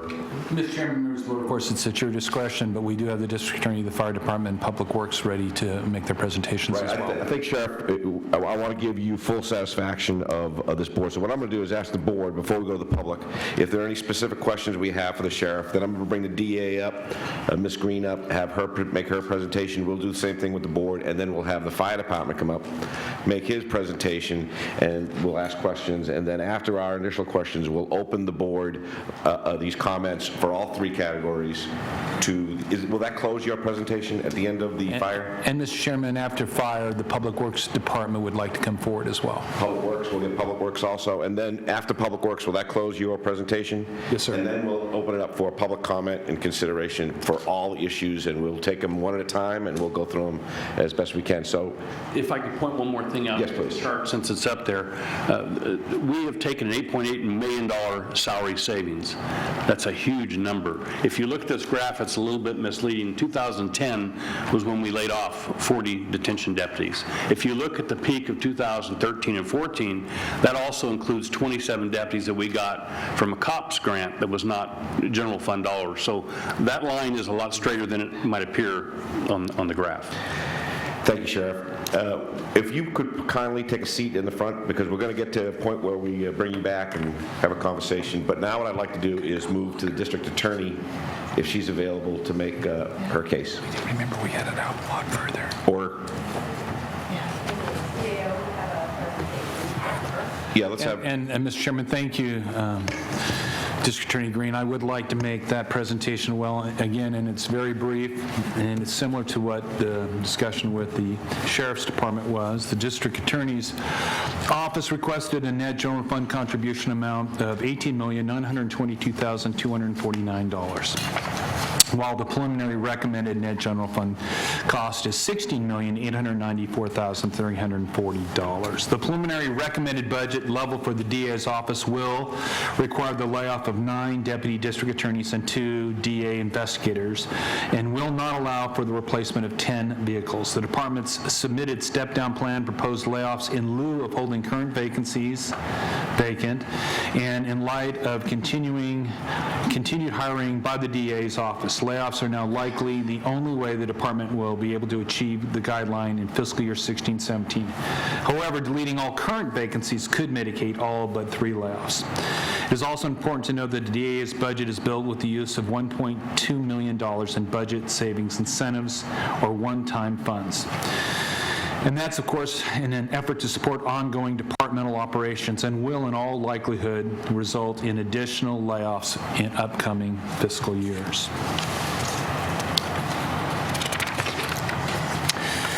This graph shows the average filled total positions in the department over the last 6 years. That concludes my comments. It would be appropriate now to ask the district attorney to come forward and make a presentation. Thank you, Mr. Mallon. That's great.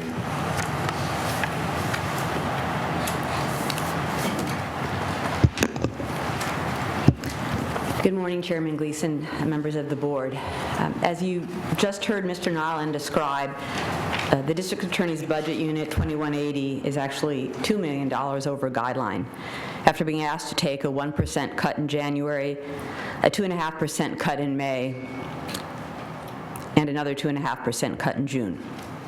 These are cuts that my office cannot absorb because all of the positions the CAO has designated for either deletion or layoff are positions that are dedicated to the prosecutorial effort, and that is to say, dedicated towards protecting public safety in Kern County.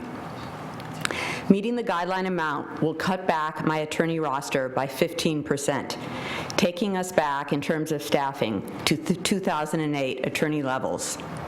In 2008, the Kern County District Attorney's Office had 83 attorneys. If we're forced to operate with these budgetary cuts, the office would have 82 attorneys this year and going into next year. I would note, much like the sheriff did and much like Chairman Gleason did in his District 1 newsletter earlier this year, of cities in the United States with a population of over 250,000, Bakersfield is the fastest growing. Many things come with growth. Unfortunately, one of them is crime. Assistant County Administrator Nancy Lawson stated on Friday, quote, "It is critical to allow departments time to look for better ways to do business to find other sources of revenues," unquote. Unfortunately, crime is not revenue producing unless you're a criminal. And while I agree with her statements that departments need to look for better ways to do business, that is not a new message for county department heads. This is my 6th budget year, and I've heard that mantra every single year for the past 6 years.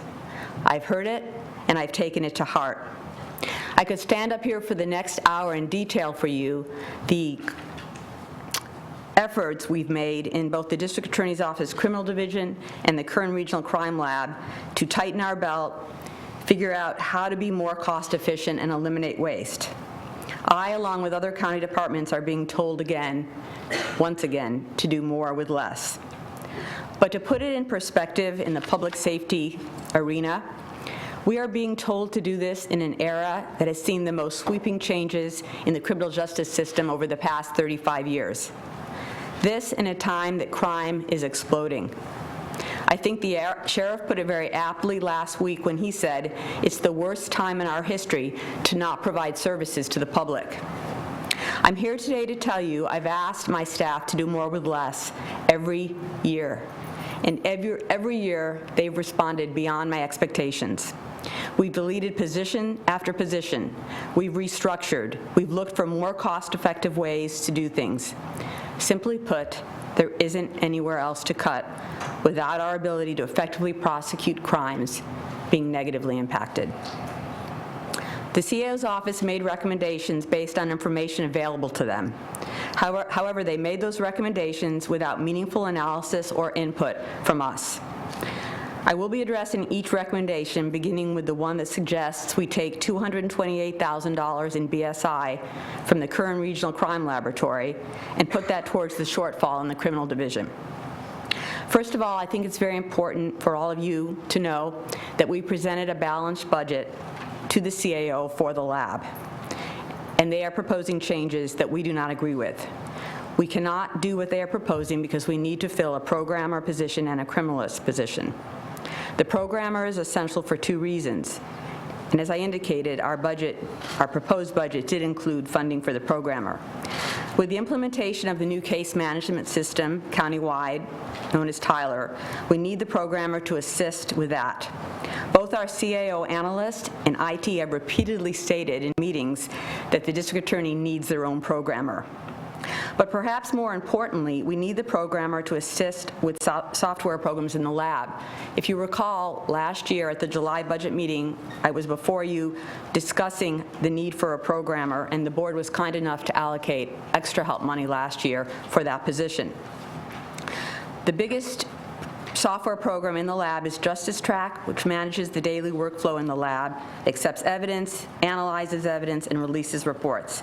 Without these software programs, we are unable to do things in a timely manner. The criminalist is needed in the area of toxicology, which is analyzing blood and urine samples. Every unit in the lab is minimally staffed. I'm here to tell you that. DNA has been beefed up to deal with a one-year backlog in cases. If we are forced to do what the CAO is suggesting, we will have to take someone from another unit in the lab, and that will most likely be DNA. I'd like to briefly mention two major accomplishments of the DNA section of the lab over the last couple of years. Specifically, two very high-profile cases that were solved by the lab because this board and supervisors before you gave the lab the resources to develop a state-of-the-art DNA program, which quite frankly is second to none. In the case of the East Side rapist, Billy Ray Johnson, that case was solved by the lab through DNA testing. Many women and children were victimized by this predator for months until he was identified through DNA work done by the lab. And most of you, I know, recall that case. But the second case is more recent, and while it didn't result in a conviction, it did result in the identification of Benjamin Ashley, the suspect who killed the dentist in Tehachapi, kidnapped 3 people, and shot 2 deputy sheriffs until he was finally captured and ultimately shot and killed by deputy sheriffs near Ridgecrest. I've heard Supervisor Gleason commend the Kern County Sheriff's Department for their persistence and their fine work on that case that resulted ultimately in the capture of Mr. Ashley, and rightfully so. But what you may not know, because little was said about this fact, was that Mr. Ashley was identified through DNA work done by the Kern Regional Crime Laboratory. Our county's only crime lab worked an expedited case. That is to say that they stopped all DNA work on all other cases in progress in order to provide law enforcement a name of the suspect, Benjamin Ashley, within a week of being asked to do that. That in turn produced a picture of the suspect. So not only the Sheriff's Department, but civilians would know who they were looking for. And as you know, it was an alert store clerk in Inyo Kern that recognized Mr. Ashley from a photograph he'd seen on television. Budgets need to be balanced. I understand that. I understand that this is a particularly difficult year, and the CAO's approach to the budget is about shifting money from one budget unit to another, in this case from budget unit 2200 to 2180, in order to fill a hole. But in the case of the laboratory, it is about keeping capable people, scientists, in positions where they get a job done every day for every law enforcement agency in the county, including going to court and backing up their results with testimony. Having said that, if there is any additional BSI from the lab after we fill these positions, I am in favor of transferring that balance to the criminal division. Secondly, the CAO recommends not replacing 10 vehicles, each with over 100,000 miles. The cost for the replacement vehicles is approximately $200,000. And let me just say that driving vehicles with that kind of mileage becomes a liability not only for the employees, the investigators, and the investigative aides that are driving them, but for my office. One example of a cost-saving measure related to cars that we've implemented over the last 4 years is a reduction in our fleet size from 87 to 69 vehicles by making changes to the department's home retention policy and operation policy, bringing them both into line with county policy. Finally, and perhaps to the heart of the matter today, the CAO's office, relying on the step-down plan we were required to submit, is calling for unfunding 18 positions, 3 OSTs, and the deletion of 15 positions, 12 deputy DAs, and 3 investigators. We did propose deleting 3 OST positions and replacing them with 2 legal tech positions because those are positions that are easier to fill for us because of the background process involved. It could have resulted in a savings of $60,000. The response from our analyst, not recommended because these positions are anticipated to be unfunded. As for the investigator, it's hard to know where to begin. Let's start with the fact we have 22 budgeted positions. Let's look at how that compares with other counties, and you can see the slide that's been up on the board. As you can see, the 1 investigator to 4.5 attorneys, that ratio is the highest of any county on that slide. Ventura County, which has the same population of Kern County approximately, has double the number of investigators that Kern County has, with a ratio of 2 investigators to every 1 lawyer. The 22 investigators are sworn peace officers. Only 12 of them are general fund positions. The others are grant positions such as auto fraud, healthcare, real estate. The healthcare position is a new position we received this year with grant funding. And then prison investigators, which are paid for, we are reimbursed by the state. But I'm sure you're asking yourself, what do DA investigators do? So I'd like to take a moment to tell you. DA investigators investigate child abduction cases, they handle extraditions, they provide investigative support to the attorneys on cases after filing. So for example, before filing, the agency, whether it's Taft PD or Arvin or the sheriff, will investigate and interview witnesses. But after the case is filed, they're busy. They have other cases to investigate. So it falls to our investigators to track down difficult witnesses, find witnesses who weren't originally interviewed, or be present with attorneys when they interview witness. They are crucial to any successful prosecution effort, which is demonstrated on the slide that's up on the overhead by the sheer numbers of investigators other counties employ. When I hear do more with less, I want to give you an example of why I say we are already doing that. In 2014, in the Bureau of Investigations, served 64,996 subpoenas. In 2015, the number increased to 71,372, approximately a 10% increase. In 2016, we're on pace to serve the same number of subpoenas, having served 34,800 through mid-June. 71,000 subpoenas a year, approximately 6,000 a month, with no additional staff, with no request for additional staff. You're just doing more with less. So what won't the Bureau be able to do if 3 investigators are laid off? We will be forced to eliminate looking for next of kin to testify or write letters at lifer hearings where murderers are being paroled in record numbers. The state average grant rate on lifers for murderers is 30%. Almost 1 out of 3 murderers, convicted murderers who are coming up from parole are being granted parole. The grant rate in Kern County is 21%, precisely because we are able to find these family members and have their voices heard.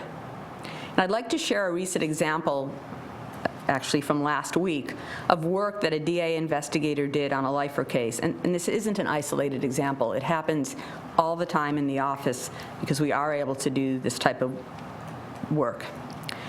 James Elrod killed 21-year-old Susan Perry at her place of business in 1991. Some of you or some of us who have lived here a long time and remember she was a worker at Wendy's on Ming Avenue, and she was murdered at the Wendy's. While in prison, James Elrod murdered his cellmate in order to become a validated member of the Aryan Brotherhood. Because he was only 17 when he committed the murder of Miss Perry, he actually stood a chance of being paroled. The hearing was last week. The deputy DA, our designated lifer attorney, needed help finding the victim's next of kin. We didn't know where they were, we didn't know how to contact them. He asked the DA investigator to try and find one or more of them. The DA investigator found 2 siblings, each of whom wrote letters opposing parole.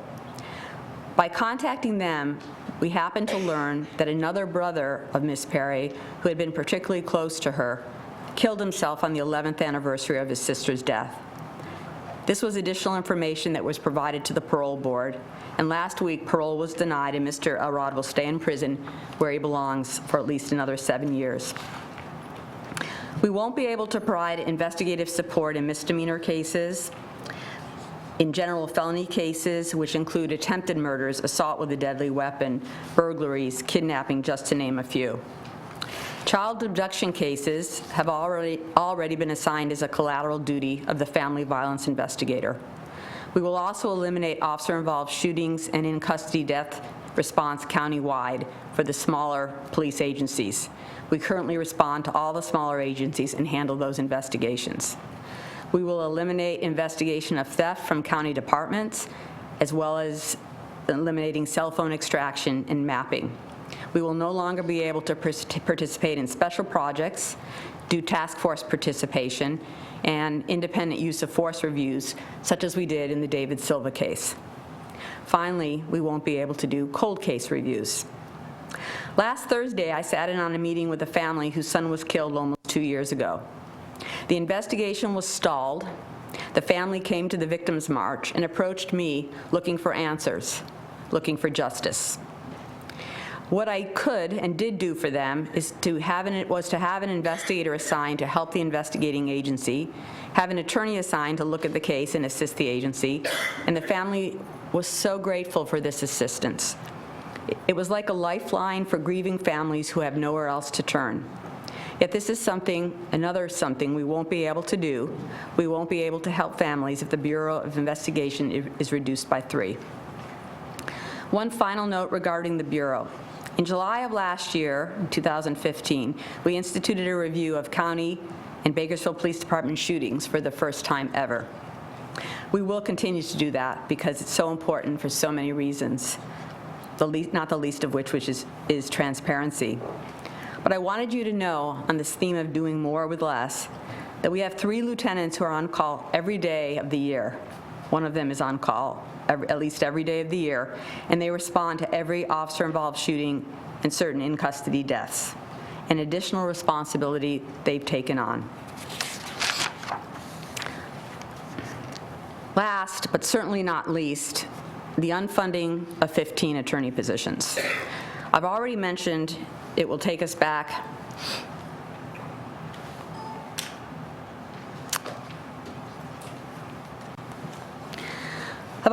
it'll take us back to 2008 staffing levels. So what does it really mean? And what does that really mean? Are we doing more with less? The next slide that's up on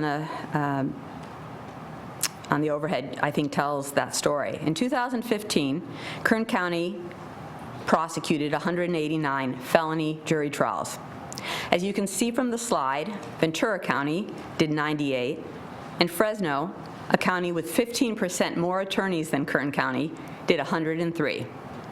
Apparently, we are doing more with less. Now, I believe it's significant as well that in 2015, it marked the first full year after the passage of Proposition 47. That is significant because those 189 felony trials weren't simple possession of drug cases, because of course now those cases are misdemeanors, thanks to Proposition 47. Those 189 cases are more serious, more complex from an evidentiary perspective, and far lengthier cases. I think that is illustrated by this graph, which shows days in trial and how the days in trial are projected to balloon to 3,534 days in trial this year, a 40% increase since 2013.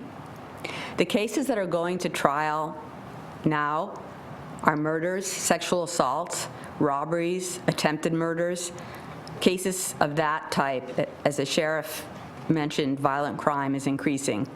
You'll rarely see an auto theft or a property crime unless it's a residential burglary that goes to trial. Are we getting the job done in units funded by general fund money with current staffing levels? This slide shows the number of misdemeanor trials reflects that while the number of trials have gone up, the misdemeanor unit is handling these trials with current staffing levels, which are 7 misdemeanor attorneys and a supervisor. What will the impact on my office be to the people of this county if budget cuts are proposed as implemented? We will be slashing the misdemeanor unit by at least 3. We will stop prosecuting certain classes of misdemeanors. I think that's been said in the past or submitted in the past, and I think it almost sounds like a threat, but that is the reality. We will stop prosecuting certain types of misdemeanors, certain classes of misdemeanors. And what will happen is that the police or the sheriff or CHP will make an arrest, or they'll cite the individual to appear in court on the misdemeanor crime, and those people come to court and there won't be any case. The defendant will be released from custody, or he'll walk out of the courthouse. And there will be little or no accountability for people who commit misdemeanor crimes. The quality of life crimes that are so important to the citizens of our community, code enforcement violations, will not be prosecuted. For obvious reasons, I don't want to discuss the classes of crimes we won't be prosecuting if our budget is cut as proposed, but suffice to say, we are putting together that list of misdemeanors that won't be prosecuted if budget cuts, as suggested, are imposed on my department. The next slide shows the work of the gang unit, and I'm focusing on units in my office that are general fund units and not units that we receive grants or state money. This slide shows the work of the gang unit that has, over the past 5 years, produced the kind of results you see up on the slide. To make the numbers more meaningful for everybody here, typically jury trial conviction rates hover around 80%. And as you can see from the slide, the conviction rate in the gang unit are consistently above 90% in what truly are the most challenging cases in the office. The witnesses are difficult to locate. When they are located, they don't want to be involved for fear of reprisal from the gang. The challenges surrounding these cases are too numerous to mention. I will say that the learning curve for the 10 attorneys in the gang unit, 10, we're dedicating 10 attorneys to deal with gang issues in this county, is a steep one. Before they are handling homicides, they are handling less serious gang cases so that they become prepared to try the gang homicides. And as you can see, the conviction rate in cases where a gun is used is very high. And that would be in 2015 under shootings, 95%. These are the cases we must be the most aggressive on because they are by convicting and incarcerating individuals who use guns to terrorize not only each other, but also innocent people, gets gang members off the street. If the cutbacks are implemented in the gang unit will provide less coverage in regional courts. It's no secret that gang violence is increasing in rural areas of Kern County. In Delano, gang violence is often marked by gun violence. The gang unit devotes considerable resources in an attempt to thwart acts of violence in those communities by vigorously prosecuting not only crimes of violence, but those crimes gang members cut their teeth on: graffiti, car theft, gun possession, and witness intimidation. The gang unit would no longer be able to handle regional court cases, leaving those cases to be handled by less experienced and less trained attorneys, not to mention attorneys that have high caseloads in our general felony unit. Finally, in regard to the gang unit and the passage of AB 109 and Proposition 47, more gang members are out on the streets. Law enforcement has lost many tools they previously possessed to help alleviate gang crime. And one of the types of crimes occurring in Bakersfield, the sheriff alluded to it as well, are door kick burglaries. These are burglaries that are committed when homeowners who live in nice neighborhoods are at work, and firearms, jewelry, and electronics are usually taken. The gang unit handles these cases and aggressively prosecutes them. The firearms that are taken are often used in gang shootings. This is another area the gang unit would not be able to handle and would fall to newer, less experienced attorneys who are already overburdened in the general felony unit. In April of 2015, we created a family violence unit to better address issues of domestic violence, sexual assault, child abuse, and elder abuse. Prior to that, victims of elder abuse, most physical child abuse, child neglect, and family violence were handled in our general felony unit. By way of comparison, the general felony unit handles approximately 32 cases per attorney at any particular time during the year. That's a large caseload. It's not ideal. The family violence unit handles 22 cases per attorney, 4 to 6 of which are sexual assault. That's a large caseload also, but it's not, obviously not as bad as 32. This unit vertically prosecutes cases in recognition of the vulnerability of these victims, primarily the elderly, women, and children. And by vertically prosecuted, I mean the Deputy DA handles the case from start to finish. This slide shows the increase in days in trial in felony domestic violence units. Overall, since 2013, it's over a 400% increase in days in trial as we try to protect society's most innocent victims. If there are cutbacks, the Family Violence Unit, which is staffed by 8 attorneys and a supervising DA, will obviously have to be reduced in number. What will that mean for the prosecution effort? Now, the unit is able to focus on repeat offenders. These cases with uncooperative victims would most likely be dismissed if there are less attorneys in the unit. These cases often require the attorneys to provide levels of support not required in a gang case, or in most cases for that matter. But the most significant improvement in our prosecution efforts since the formation of the Family Violence Unit is in the area of elder and dependent abuse. Prior to the formation of this unit, these cases were handled in the general felony unit, where attorneys either didn't have the experience or the time to properly handle them. The family dynamics often found in domestic violence cases are found in elder abuse cases. And once again, these cases deal with society's most vulnerable people. The victims in this unit are abused, neglected, and traumatized. If we have to decrease the size of the unit by even 1 attorney, it will handicap our ability to protect society's most vulnerable victims.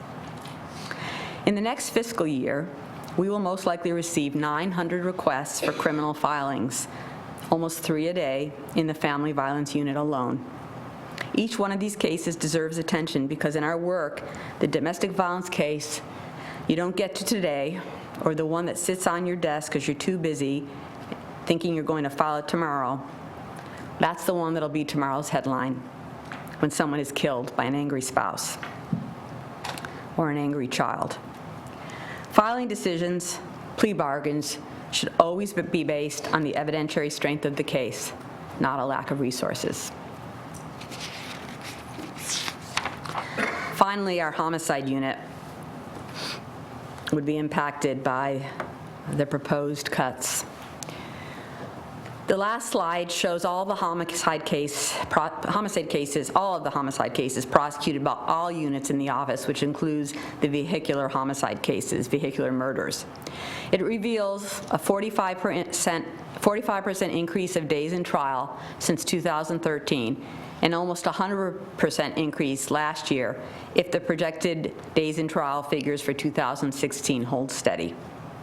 This, in a year, 2016, which is already on pace to be the deadliest year ever in Kern County. In the homicide unit, the 5 attorneys and 1 supervisor handle homicide cases and significant child torture or child abuse cases without death. They handle post-conviction writs, which are complicated and require a lot of time. In addition, they handle extraditions of fugitives from Mexico, which requires so much time and so many resources. The recent conviction in 2016 of Alberto Garcia and Carla Torres for the murder of 3-year-old Serenity Gandara is a prime example of the amount of time it takes on these extraditions. The extradition process in that case took over 3 years after Garcia and Torres were located in Mexico.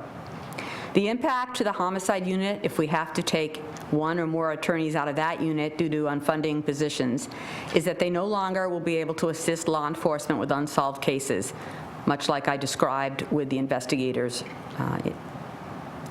Families are desperate for answers on unsolved and unprosecuted murders, and if we have less attorneys, we don't have the resources to work on those cases.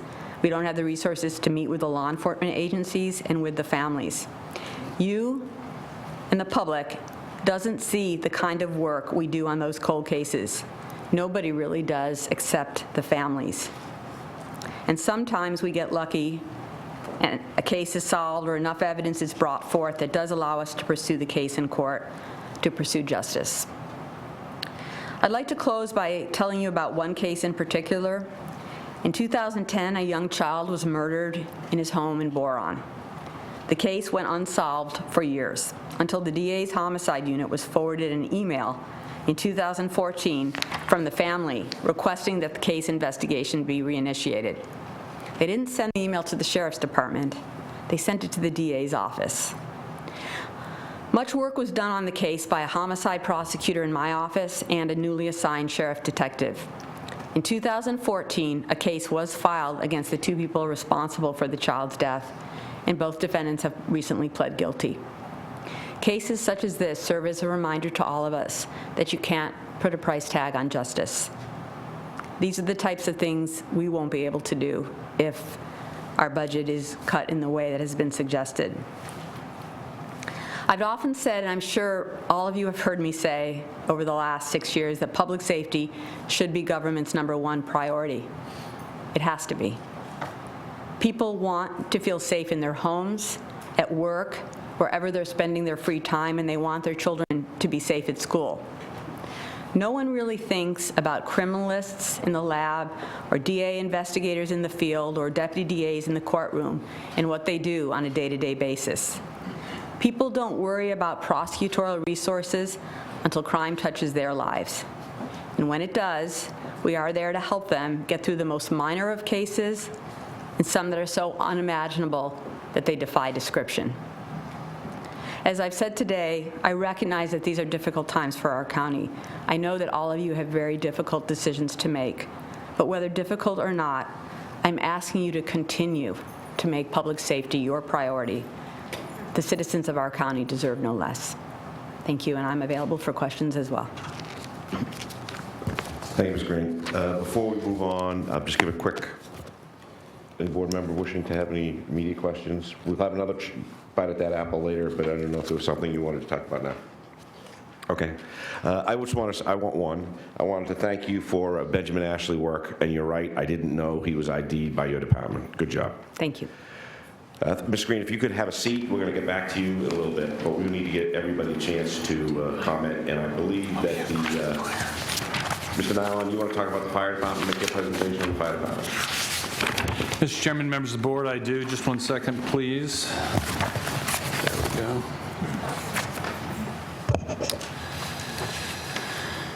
Before you is the slide for the fire fund contribution, and the fire fund requested a general fund contribution of $12,966,661. And the preliminary recommended general fund contribution is $7,592,334.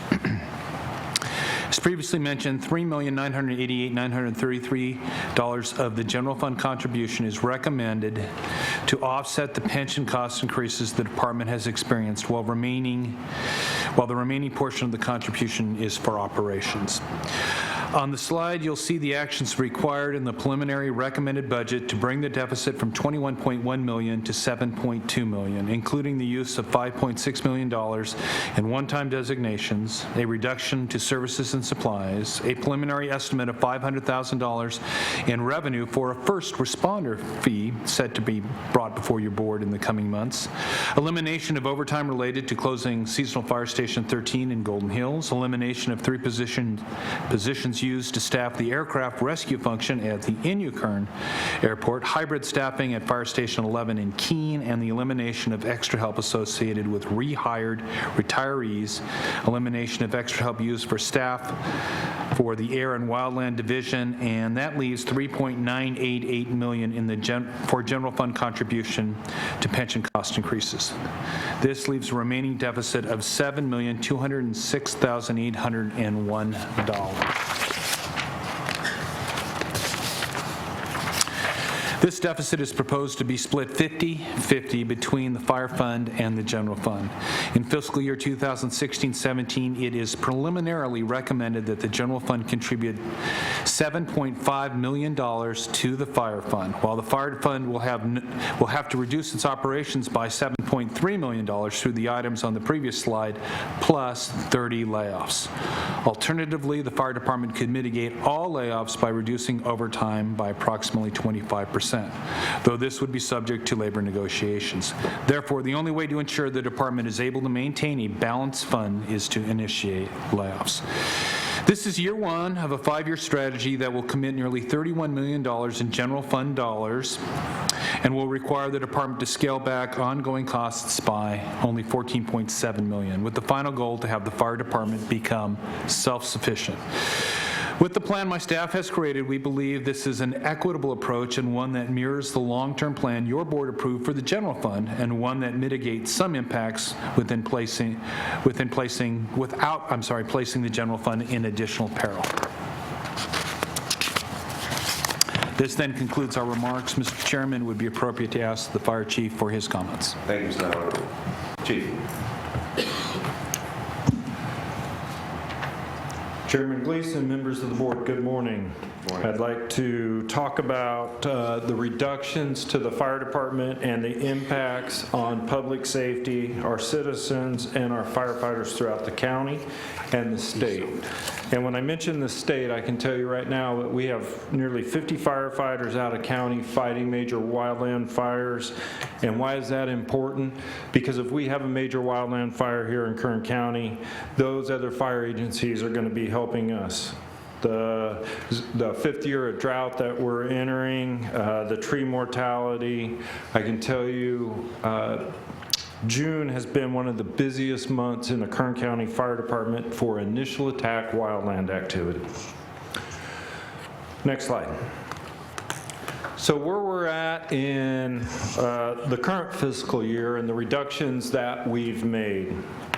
We've unfunded 35 firefighter positions. That includes 25 overhire firefighters. These are our firefighters that are recruits that we hire, so when somebody retires, we're able to fill vacancies quickly, thus reducing overtime cost. And we have had a tremendous amount of retirements and firefighters leaving to go to work for other fire agencies throughout California. These 25 overhires plus the 10 vacancies that are due to these retirements and separation has made a reduction of $3.7 million. We've reduced services and supplies. Included in that reduction of over $700,000, that's $100,000 in facility maintenance cost. We have over 50 facilities in the Kern County Fire Department, and they're just like your home, and we have issues with our fire stations. Like right now, we're having to replace air conditioners at fire stations because they're going out with the hot weather, but we reduced $100,000 in facility maintenance cost. We've reduced $120,000 in fire apparatus equipment. That's the equipment that we put on a fire truck that wears out, such as fire hose, the fire axes, everything that we use in an extremely demanding environment. We've reduced there. We've reduced $135,000 in travel and training cost. We have mandated training for our firefighters, but we're reducing that. And we've reduced our expectation of fuel expenditures for our fire apparatus. That's over $200,000. We've eliminated fire apparatus and equipment replacement. When we did mid-year budget cuts, that included a Type 6 fire patrol for $170,000. This is a replacement for one that was in a vehicle accident and ultimately totaled. One heavy trailer for $125,000. This hauls our new excavator that we're using to perform hazard reduction in the wildland areas. so we're not able to move that around. We reduced or canceled an expenditure for self-contained breathing apparatus and SCBA bottles, $103,000 for that. And breathing apparatus, that's a mandated piece of equipment. The bottles that go on that holds air in them, the breathing air for our firefighters, they have a lifespan. And because we haven't had an adequate replacement program for fire apparatus where we purchase new equipment for them, that's reduced the purchase of these air bottles, and now they're expiring. We have applied for grants to purchase the new bottles through FEMA, but we haven't heard on the grants yet. The total reductions, $5.6 million. Next slide, please. So as we address our deficit, we started with over $21 million, and we've put together several efforts, including working with the CAO, who has given us a general fund pension contribution of nearly $4 million. We've chose to use $5,658,000 in fire fund designations. That includes $1.8 million for a tax litigation fund, design and infrastructure replacement of $62,000, design of nearly $2 million, and capital projects of $1.8 million. We're putting everything that we can into maintaining our fire stations and our emergency response capabilities. We're proposing an additional reduction in services and supplies of $500,000, and that'll be important to note as we go forward here. We are working with a consultant on a first responder fee. This is a fee that fire departments are able to charge for the Affordable Care Act when we respond to medical aids. We have put revenue in the amount of $500,000 in our budget. We're hoping to bring this to your board before the final budget hearings in August. That leaves a remaining net deficit of nearly $10.5 million. So our service reduction plan, again, starting with $10.5 million, closing our Golden Hills seasonal fire station. This fire station was started in the Golden Hills area because of increased demands for service. It's in the wildland area, and that station responds to calls throughout the Tehachapi area, down on Highway 58 towards Bakersfield, and out into the Mojave Desert. That station is slated to close June 25th at 0800 hours in the morning. That's going to increase our response times into the Golden Hills area, and that area will be covered by the Tehachapi Fire Station, so their calls will increase by more than 50%. That's also one less fire engine and 3 firefighters for that entire Tehachapi community. And I can tell you, by having enough firefighters and responding equipment to fires, whether they be a structure fire or a wildland fire, it makes the difference. On wildland fires, right now we're throwing everything that we can on the dispatch to contain the fire while it's small. Because if we do not contain it, these large wildland fires that burn through our communities cost taxpayers over $1 million a day to put out. We've been extremely successful so far, but I don't know if we'll be able to continue with that. We're planning on eliminating 3 fire engineers at the Kern Airport Station. These firefighters provide aircraft rescue and firefighting capability for passenger air carrier service for the Kern Airport. Currently, there is no commercial service into Kern, although the airport director is working on that. And if they do have commercial passenger air service, they're required to have fire protection there to operate the aircraft rescue and firefighting vehicle there. That service is slated to be eliminated on June 30th. As the CAO mentioned, we have created a hybrid staffing model for our Keene Fire Station. That'll save $440,000, and that is a combination of our fire station and our air operations with our helicopter. They're operating in a hybrid staffing model, meaning the first call that comes up, they respond in either a fire engine or the helicopter. But that does have impacts. When we do have a wildland fire and the helicopter takes off, they're taking the fire station personnel, and that leaves one less fire engine to respond to wildland fires in the Tehachapi area. So we have to go outside of that area to maybe metropolitan Bakersfield or the East Kern Desert to replace that fire apparatus so we have enough firefighters and fire engines responding. We are proposing to cut extra help and retirees in November. And why is this important? Our civilian extra help provide mission critical support to the fire department. We do not have regular permanent employees filling a multitude of different positions within the fire department. We have chosen to use extra help as a cost-saving measure. We currently have 2 program specialists that provide our public education and fire safety awareness and information to the public. Programs like You Light It, We Ride It, our fireworks awareness and education campaign, fire safety programs to each and every one of our elementary schools throughout the county that we put on every school year, our wildland fire awareness programs, hazard reduction awareness campaigns, all of that will end.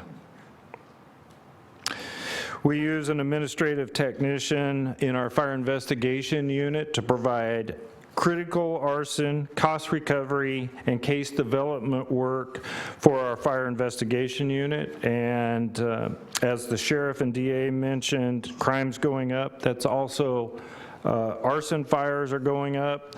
The fireworks task force that your fire department works on, plus the wildland fires. We actively pursue cost recovery so we're not having the $1 million bills, and we use extra help staffing to help out with that program, and that's just going to make a backlog for our arson and cost recovery cases.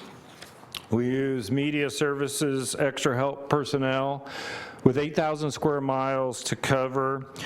It's not cost beneficial to bring a fire engine in from Ridgecrest to metropolitan Bakersfield to train. We try to do a lot of training through audiovisual, and now we're reducing our staffing in there.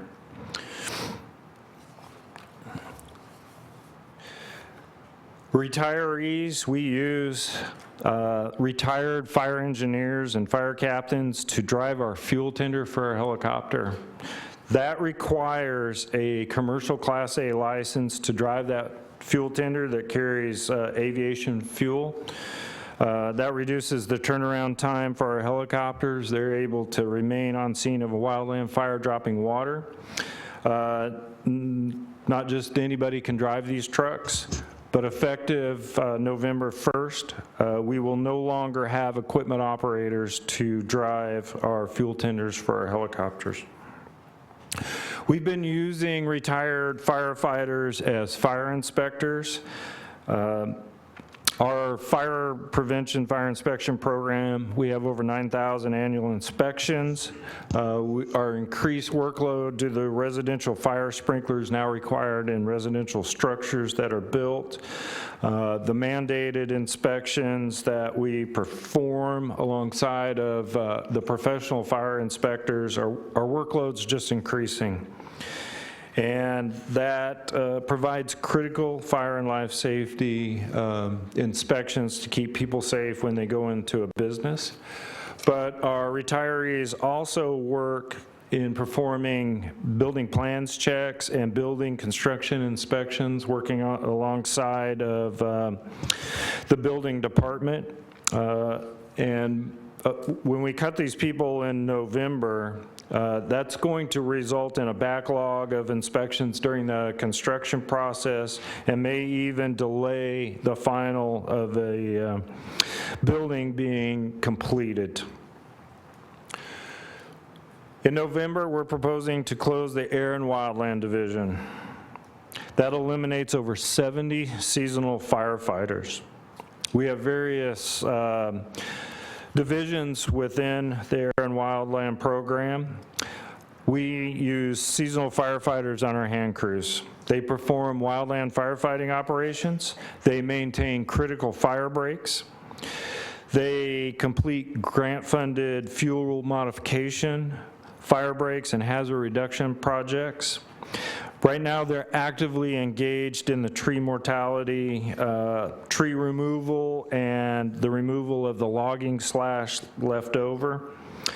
By eliminating these seasonal fire crews, it'll also jeopardize our grant-funded projects that we've received money for to complete these. And I can tell you how valuable they are. We've had several fires up in the Kern River Valley, and we use these fuel breaks, fire breaks to actually contain the fires, thus stopping the fire and protecting homes. We use seasonal firefighters on our helicopter. We've already eliminated our Helitack fire crew, and that's a crew that gets on the helicopter and flies quickly to a wildland fire, often when it's in inaccessible terrain, delivering the fire crew directly to the fire. That crew's gone. But our seasonal firefighters that we do hire, they support the helibase operations, manage the helicopter, because we don't go to an airport. We're landing wherever the fire is and continuing to work to contain a wildland fire. We use seasonal firefighters in our bulldozer program to move a large bulldozer down the highway or up Highway 178 through the canyon. If we have a fire in the Kern River Valley, we need a pilot car. I don't know how we're going to be moving our bulldozers around with no seasonals. When we do get on the scene of a wildland fire, these seasonal firefighters provide the eyes and ears for our bulldozer operator. That operator is working in an environment where it's difficult to see. It's steep mountainous terrain, there's trees, rocks, the smoky conditions, nighttime operations. That seasonal firefighter guides our bulldozer operator as they put in critical fire breaks. And they provide a critical lookout for that bulldozer operator to make sure that they're not overran by an out-of-control wildland fire. These are ongoing reductions. There's no money to bring any of these extra help, retirees, seasonal firefighters back in the spring. So this effectively ends the Air and Wildland program for the Kern County Fire Department. And with ongoing reductions, we don't see it coming back next year. Next slide, please. So our service reduction plan, as the CAO said, we have a $7.2 million remaining deficit, a general fund contribution of $3.6 million, and the fire department will need to lay off 30 firefighters to end up with a balanced budget. And those firefighters are slated to be laid off November 1st. Next slide, please. So the impacts of the layoffs. So with 30 layoffs, we will be demoting 7 fire captains, the demotion of 12 fire engineers, and the layoff of 30 firefighters. And that's on top of the elimination of our 70 seasonal firefighters. So for every 3 fire captains demoted, 6 fire engineers demoted, and the 9 firefighters laid off. That's basically the staffing for 1 fire station. And as we continue with more retirements in the fall and the spring, we're effectively running out of firefighters to staff our stations. We have no academy planned so no hiring. And I know the fire agencies in Southern California are hiring. We have numerous firefighters or numerous fire agencies that have contacted the fire department to perform background checks on our employees. So we expect more firefighters to leave in addition to normal retirements. This is a cumulative problem. As I mentioned, we're taking services and supplies reduction. As we eliminate firefighters and we eliminate services and supplies, supporting our existing firefighters and keeping fire stations open are becoming extremely difficult. It costs over $5,000 to outfit a firefighter with the personal protective clothing. That's coat, pant, helmet, boots, wildland clothing, all mandated clothing to operate in a fire. These are extreme environments. The clothing doesn't last. We have to replace them, and we're making cuts into the services and supplies. Same thing with fire equipment. The fire hose, you can imagine a fire hose being used inside a burning building. It receives burns, it's cut, and it has to be replaced. We continue to cut there.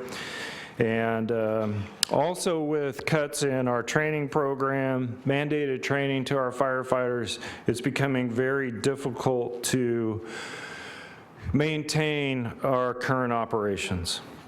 Next slide, please.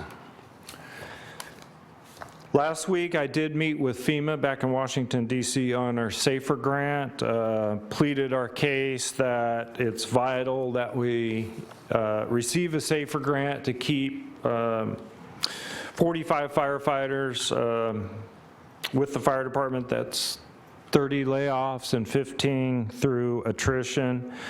We'll be providing some more detail to them. We realize it's very difficult times, and our commitment in the fire department is to continue to work with your board and the CAO's office as we work through this budget development, and hopefully in the next month we have some better information on our first responder fee, our SAFER grant, some of the other grants we have out, and we can be making some better decisions as we go into the July budget hearings. That concludes my presentation.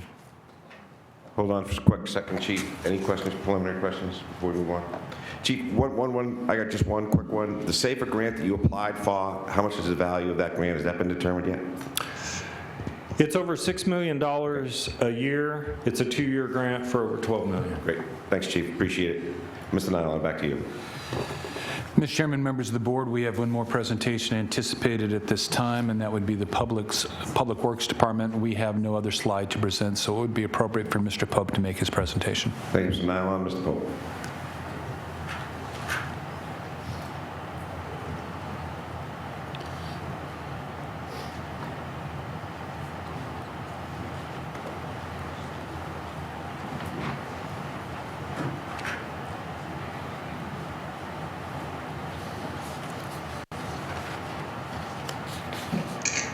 Thank you, Mr. Chairman, members of the board. Public Works Department is not a single budget unit, but many budget units, and most of them are special funds and not too reliant on the general fund. That's one of our saving graces. The good news we have going is that we have some budget units here are labeled stable, and that means they're basically a one-year budget, and they're doing just fine. They're doing exactly what they're supposed to be doing. They have enough money to make it through the year. The ones that are solid are multi-year budgets that we have planned for going out many years, and again, there's absolutely no financial problem with them. On the bad news slide, we have some that are not too bad. ESPS is looking short. The revenues, because the development is down, are a little bit short, 100 to 200,000. But this is the beauty of the Public Works Department. We can then allocate those people that would have been working on those directly over to work that is needed to be done that is funded by a different source. So we don't anticipate any problem there. In the past, that would have been asking for 1 or 2 layoffs out of that department. Code compliance has enough money for their salaries, but their remediation fund is dwindling. But we're looking ahead and trying to find a different source of funding for that. That'll be something we talk about in the next 3 to 6 months.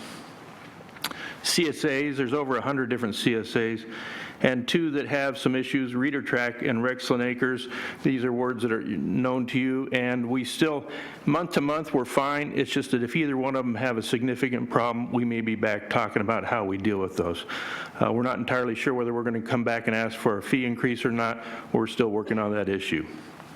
The KSA has asked that a rate increase may be needed, but we are, again, looking for, there's a possible partnership with another entity out there. They have some needs that we can provide higher level service to them, and with that, we should have sufficient funds to cover it. So again, we're, even though they may be a little bit short, we are looking for other solutions to that. The road fund, budget unit 3000, is a different story. We have sufficient funds for 16-17. I'll just put that on the table. That's why we're not asking for additional money at this point.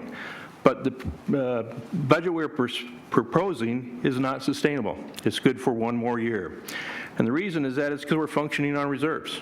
We have been living on cash that we've built up over the years over reimbursements we've gotten from projects, but by the end of 16-17, those reserves are going down to 0. So that's a significant issue.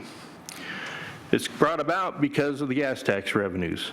Back in December, I brought forward to your board a presentation that explained how the gas tax was dwindling, and it is significantly. That fiscal year 16-17 projection of 17.8 is what the state anticipates for us. And over 4 years, we're looking at a $20 million loss.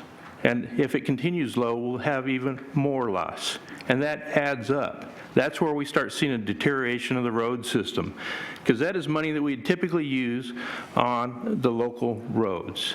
And that is 200 miles of overlay or almost 600 miles of chip seal. That is a considerable amount. So this current year, knowing we were short on gas tax, what did we do? We immediately slashed and stopped our spending. We had to. We cut the pothole material, we cut our chip seals, we slurry seals equipment, we held vacant positions that were funded, we kept them vacant, only filling those that we had to, and we saved about $7 million this year by doing that. That's what's kept us whole. That's why we made it through this year and are in position to make it through another year.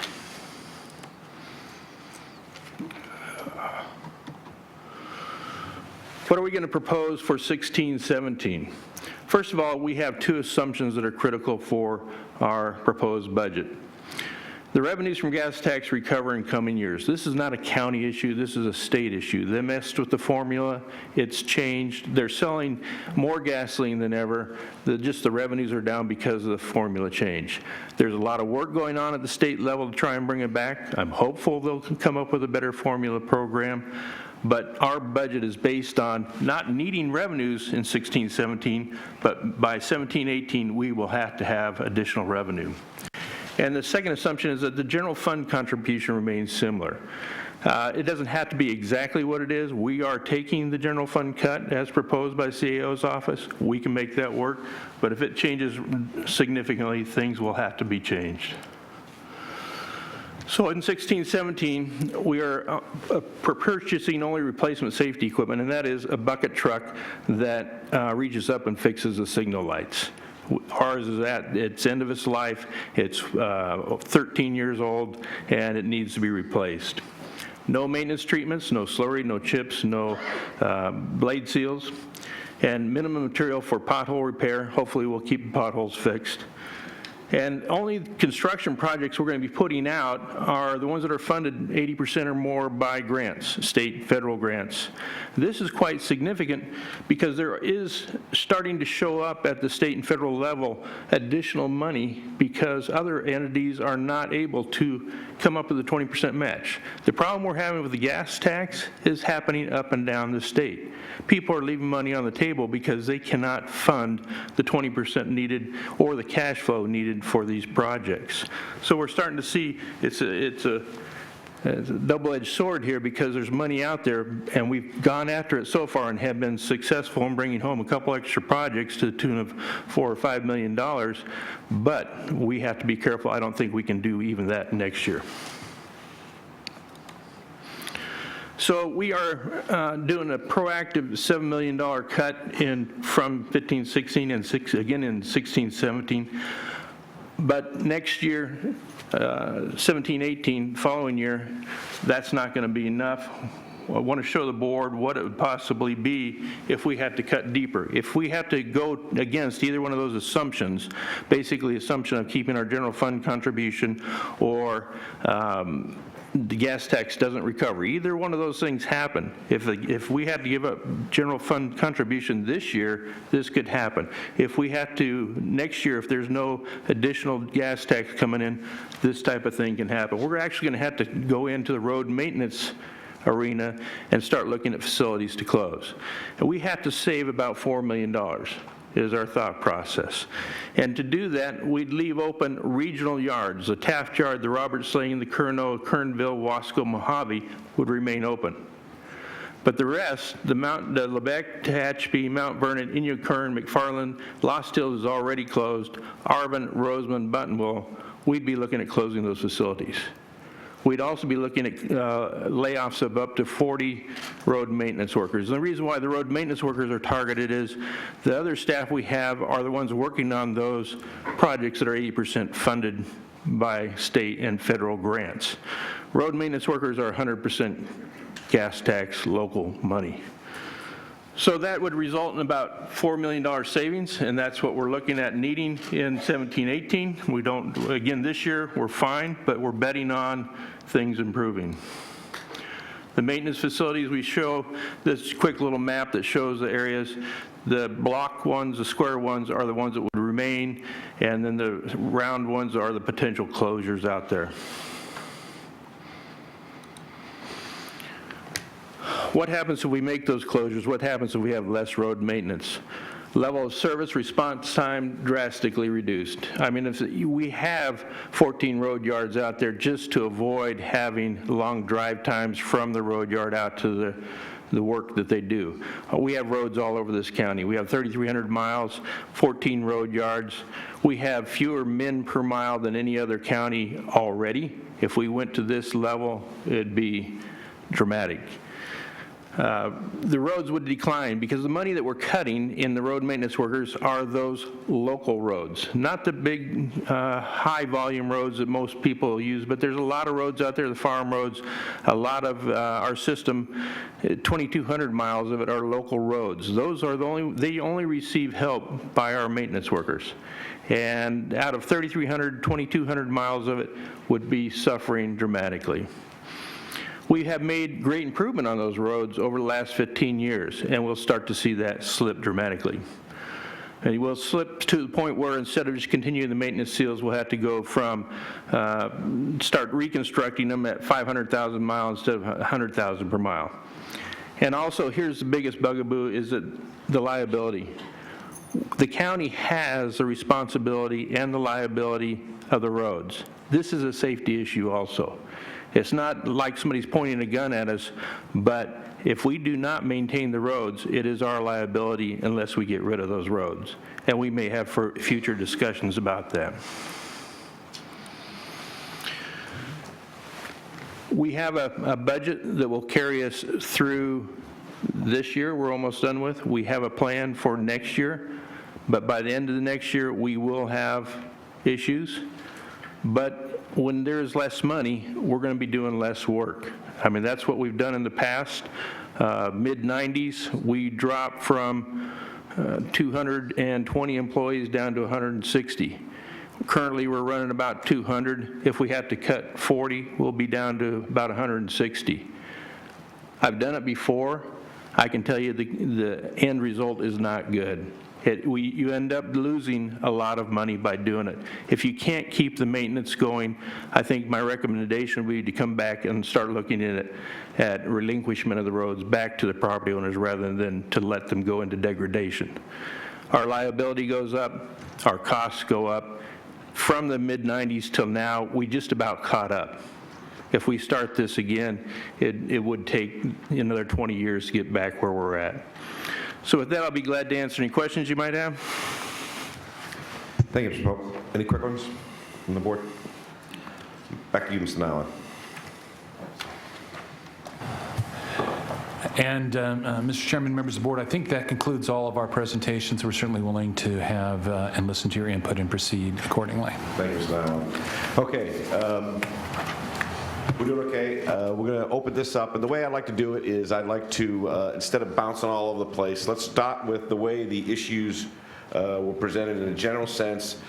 Anybody who wants to talk about the budget will talk about the budget. If you want to drill down on special areas of the budget, we'll just see how it goes. And then we may have to categorize each category so we can stay focused on one issue as we move forward. But let's just see how it progresses from the beginning.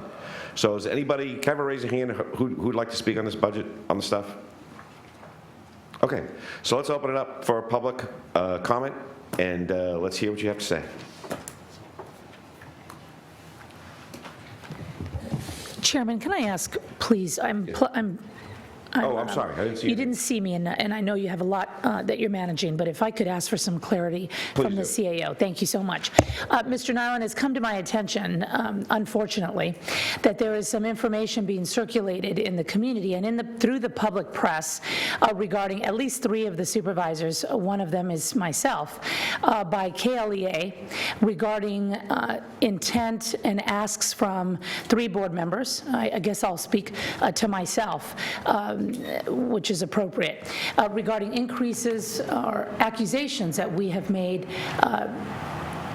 asks to you, the CAO's office, and are proposing increases to our budget staff. And so I would ask that you would please clear the air, comment on those matters, and provide whatever clarity you can regarding those rather grim accusations. Supervisor Perez, through the chair, I've been made aware of a press release that was promulgated by the Kern Law Enforcement Association that indicated that while deputy sheriffs and other staff were being laid off, the several board members as well as my office were enjoying increased budgets. Unfortunately, the author of that press release looked at the wrong schedule. That schedule is not, what he looked at was a comparison to an estimated actual, not the prior budget. So the better schedule to look at is Schedule D1 in your budget book, and if clerk of the board could flick that on the screen, I would appreciate that.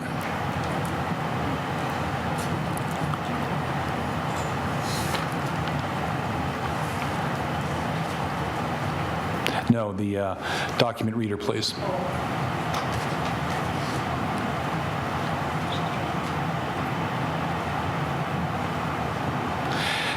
Very good. This is probably not the clearest comparison from a visual standpoint, but it is in the budget book, and it's attachment D, and it actually shows how we compare budgets from year to year. We look at what is the adopted net general fund cost, and we compare it to the recommended net general fund cost, and that will show you which budgets are growing and which ones are reduced. It shows, for instance, that all the Board of Supervisor budgets are being reduced, and it shows that there's an average of a 10.6% reduction by all of these in this first part of the schedule. However, that doesn't even tell the full story. Mr. Nyland, could you make it bigger? I have made this as big as I think it'll. It's jammed on big. I can make no. Oh, here we go. Here we go. Here we go. There we go.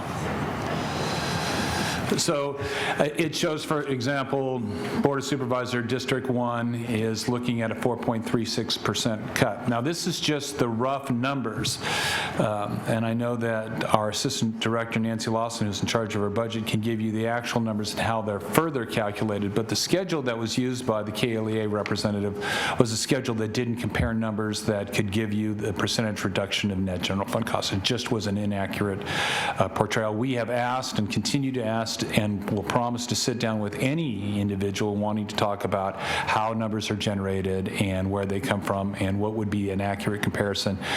We have not received any request from KLA to do that, but we would certainly be pleased to do that. Now, if I may, I'm going to switch slides here and move towards a greater explanation of the issue, and this will be handled by Nancy Lawson, as I mentioned.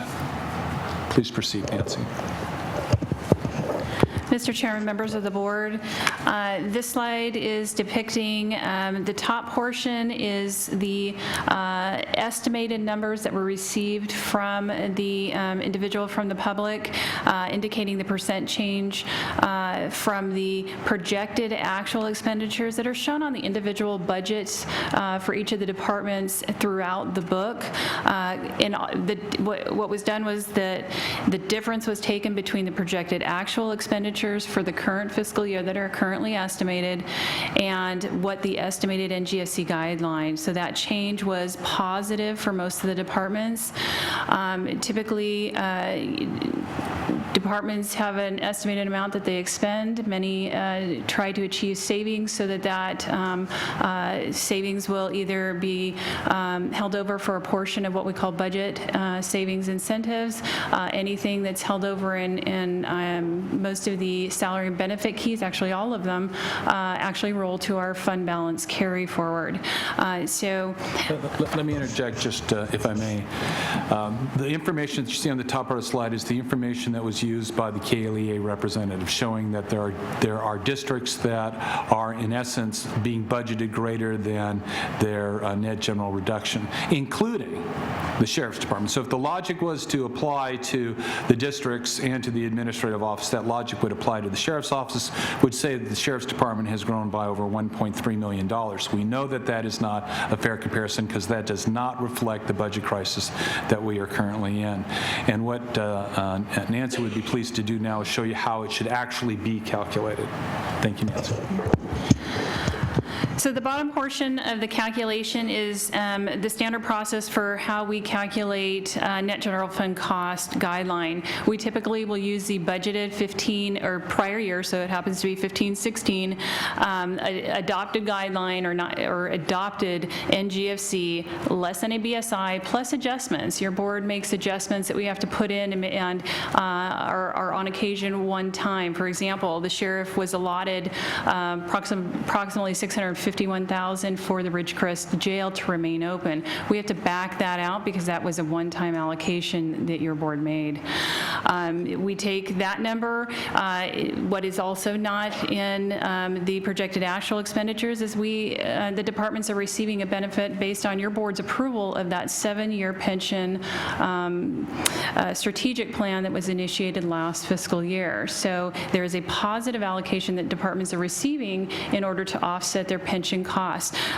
For the smaller departments, it's smaller, and if you're a larger department like the Sheriff's Department, who gets actually the largest benefit from that strategic plan is about $2.5 million. So that amount is offsetting to an extent this less 5% reduction, which is 5% of the 15-16 less BSI and adjustment number that provides the $15.3 million that is being applied towards the budget.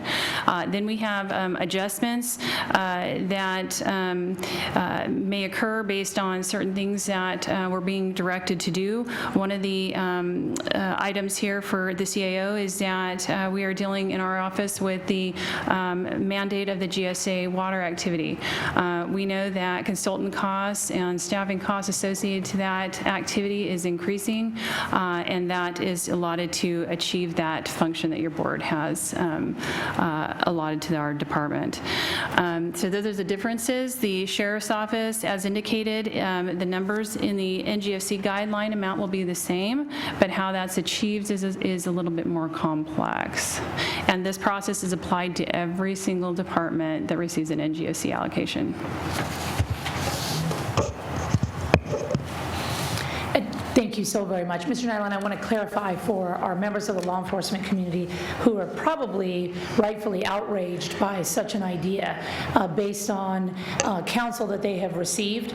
I don't know how this came to happen without even as a request to my office to either myself or the one full-time staff member that I have to service nearly 200,000 constituents.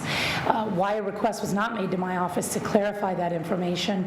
I've always enjoyed an excellent relationship partnership with KLEA and our law enforcement community, who I have deep admiration for. But I would ask that if you're going to make public accusations of this nature that are going to outrage the public, outrage our members of law enforcement, that you please clarify that with our offices to make sure that there hasn't been some mistake. I don't know who's providing advice or counsel to KLEA.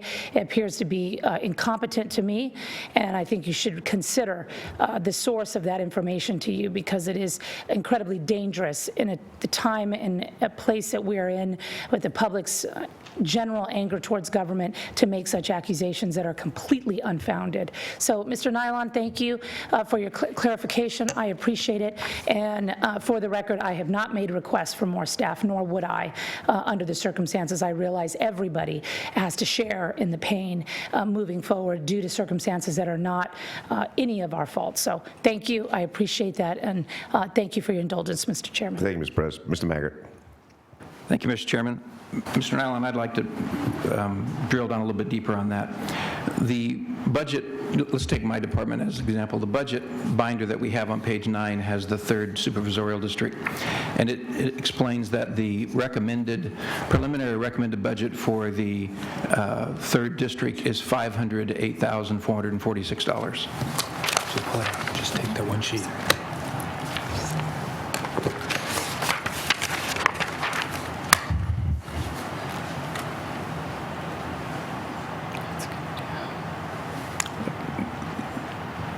That must be the very best Zoom that money could buy. It is.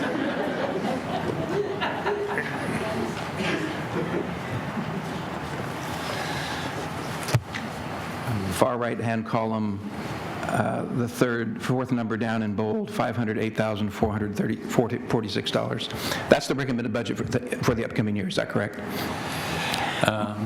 Supervisor Maggart, through the chair, you are correct.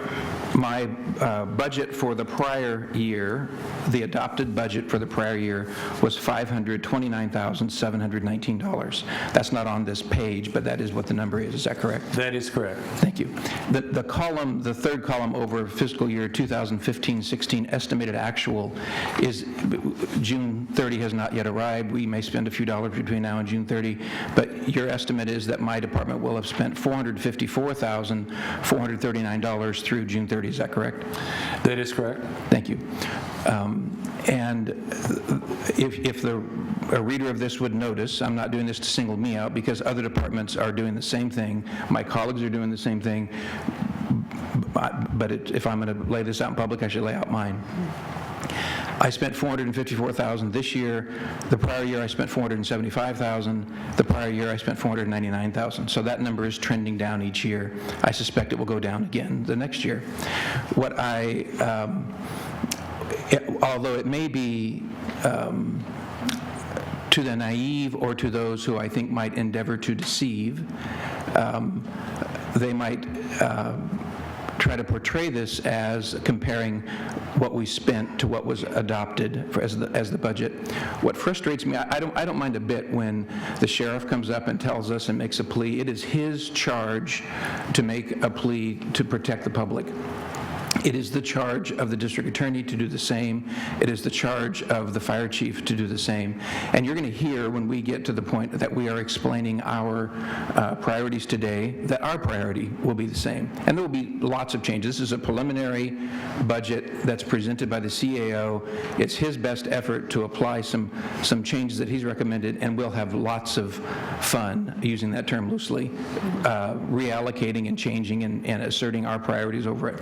What I don't think is fair, and what I deeply resent, is when someone either intentionally deceives or so profoundly disserves the public by doing a poor job that they make it sound like something that it is not. And it is not the case that members of this board are asking for more money when they are requesting everyone else to cut, especially public safety. So I don't know if, I first came across this when I was listening to the radio yesterday, and Mr. Kessler, who I don't think I've ever had the pleasure of meeting, was on the radio talking about this. I came back, asked my staff, did we request more money than we spent? No, absolutely, we did not. I don't know if Mr. Kessler was the person who endeavored to deceive the public, or I don't know if your new hired political operative led you to the place that you decided to put out false information. I don't know which it was, but it only makes this process harder. And we'll get to the end of it, and we'll work it out. But I appreciate your bringing that to our attention. It is not the case that members of the board are asking for something that everyone else is not having to endure.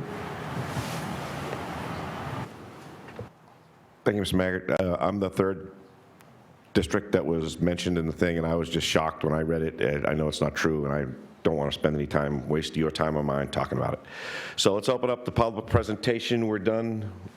And I think, Ms. Acton, you wanted to speak. Good morning, Chairman, members of the board. Good morning. This is because my notes are on here, so pardon the phone.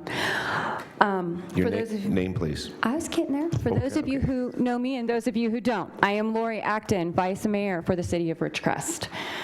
I'm going to try to make this brief. I have a couple of questions, and I have to run, so I feel like I'm doing this whole hit-and-run thing to you, and I apologize for that. Thank goodness it's preliminary. One thing that has come up, at least for us in our budget discussions, and we understand having to cut till it hurts and you want to cry and then cut some more. But the Ridgecrest Redevelopment Agency did have a contract with the county jail. We've paid sums of money to the county since 1990. And yet we find it on the chopping block, and we're not sure why, because our contract states it cannot. So that's our understanding. It's, a significant amount of money by the taxpayers have been invested there. So hopefully we can talk about that, because again, you're in the preliminary stages, and I know that. This is information that's come forward. I'm relaying it to you. Couple of other things when we're talking about the crime and how important the Sheriff's Department is. I want to encourage you to please look elsewhere and to put money not just into your Sheriff's Department, but into the District Attorney's Office, because as prosecutors are crucial. I'm going to take off my Vice Mayor hat and I'm going to put on my personal hat for just a moment, because a lot of people don't know this because I haven't shared it. You guys can probably see the scar here on my arm. There's 10 screws and a metal plate in there. I have a rod in my entire thigh. It's called a femoral nail, and a screw in my hip, because my ex-boyfriend didn't take kindly to me breaking up with him, and he threw me across my kitchen. And I spent 18 days in Kern Medical Center. So when you think about domestic violence and cutting those prosecutors, this is the face you need to see, because I'm still trying to prosecute, because it's so delayed and it's so backed up. And without their help, it'd be a much harder process, because everybody thinks domestic violence, it happens to them over there. Well, I'm here to tell you that it happens right here, right in front of you. We need the prosecutors. We need to be able to put these people away. We've got to have a place to put them. We need our officers to be able to arrest them so they don't turn around and go right back out and do it again, because guaranteed they will. So I want to thank you for all that you do. Again, I know you're facing some tough challenges, and I appreciate it. I just want to bring some of this to your attention, and thanks. Ms. Acton, I would like to get you an answer to your first issue right now, because I know you got to go. I do. So, Madam Counsel, would you please comment on the Vice Mayor's RDA issue? Yes, Chairman Gleason and members of the board, I would be very happy to. She's referring to, there's 3 separate agreements between the County of Kern and the City of Ridgecrest, and 2 of them include its RDA. The first one was from 1987. It was an agreement to settle a lawsuit where the County of Kern sued the City of Ridgecrest because it failed to pay funds as it was required to. That was a settlement agreement. That settlement agreement was a 40-year term. They were supposed to pay the county money. In fact, they didn't pay the county what they were supposed to pay under the settlement agreement, which was to settle a lawsuit, because they didn't pay the county what they were supposed to pay under the law. So a few years later, the county entered into an agreement with them concerning the jail. It had a provision in it that said specifically, in consideration for paying an additional, I believe it was, the maximum amount was $96,000, in consideration for keeping the county, for operating the county jail in in Ridgecrest for a certain period of time, which ended in fiscal year 2012-2013, specifically in consideration for a time period that ended in fiscal year 2012-2013, and in consideration for Ridgecrest paying that additional sum of money for a specific period of time, the county would continue to operate the jail. That period of time has expired. I cannot report for the record whether or not they actually paid all the money that they were supposed to pay, that additional funding for that specific period of time. However, in 2012, the county sued the city of Ridgecrest again for not paying what they were supposed to pay under the original 1987 settlement agreement. In 2012, we entered into a second settlement agreement with the city of Ridgecrest that resolved all of the disputes regarding the payment of incremental tax funds, and has a waiver and a release in it where the city of Ridgecrest releases the county of Kern, and the county of Kern released the city of Ridgecrest in consideration for over, I believe it was might have been $2.1 million, somewhere in that range. That, my understanding is that the city of Ridgecrest did pay those funds. But with respect to Vice Mayor Acton's comment that somehow the county is obligated to continue to keep the jail operation open after the expiration of fiscal year 2012-2013, she is incorrect. And I have had communications with the Ridgecrest City Attorney, Mr. Lemieux, on this. He has what I would describe as a creative interpretation of an agreement that, in my opinion, is very explicit. And he seems to think that there's a possibility that the county may be legally obligated to keep the jail open. I completely disagree with him. And I have had it vetted by several attorneys, and he is the only attorney that has come up with that particular interpretation. I respect him very much, but I have also indicated to him that should the city of Ridgecrest decide to litigate over that issue, we will vigorously oppose that lawsuit.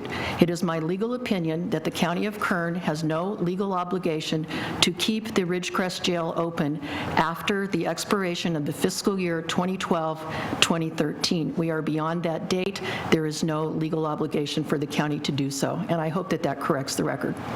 Thank you, Madam Council. I just want to relay to the Vice Mayor that both the County Council and myself, especially me, I have a long-standing history with Mr. Lemieux and the Mayor and your entire City Council, and I hold them in the highest regard, and I sincerely appreciate all the work we're collaborating on in all other areas, and I look forward to a full-throated conversation of this and discussion, and hopefully we'll get to terms agreement quickly.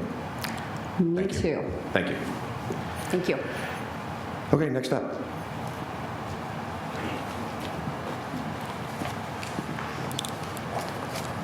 Chairman Gleason, member of the board.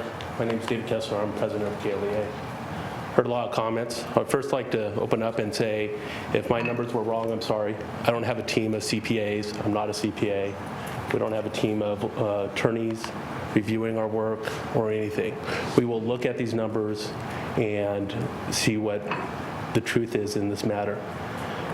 If we are wrong, we will correct our wrong. We're not trying to deceive the public.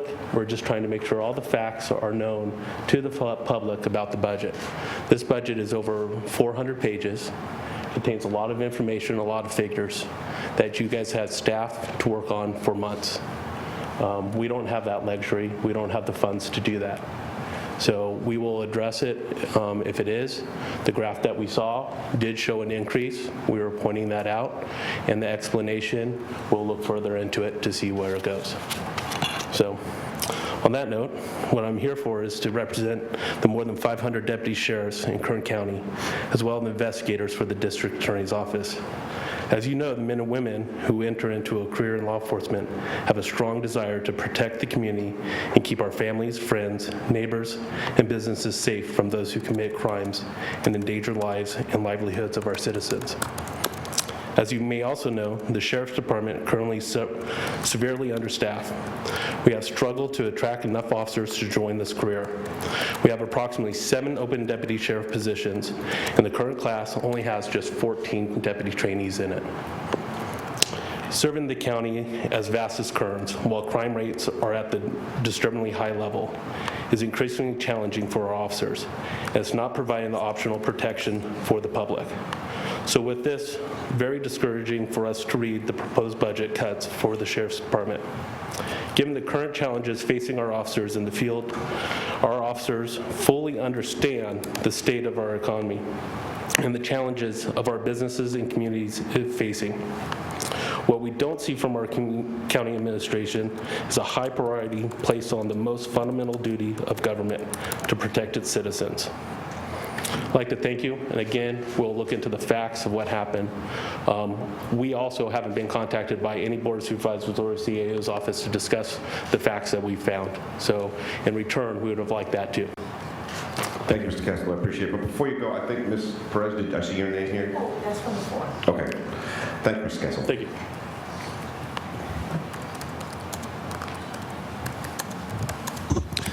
Morning, members of the board, Mr. Chairman, Derek Robinson, Kern County Firefighters. I just wanted to rise real quickly. I prepared some comments, but after the long proceedings this morning, I just want to go over our previous meetings with each of you in regards to the unrestricted monies that were referenced in the budget. We had a long dialogue with each of you talking about the difference between restricted and unrestricted dollars.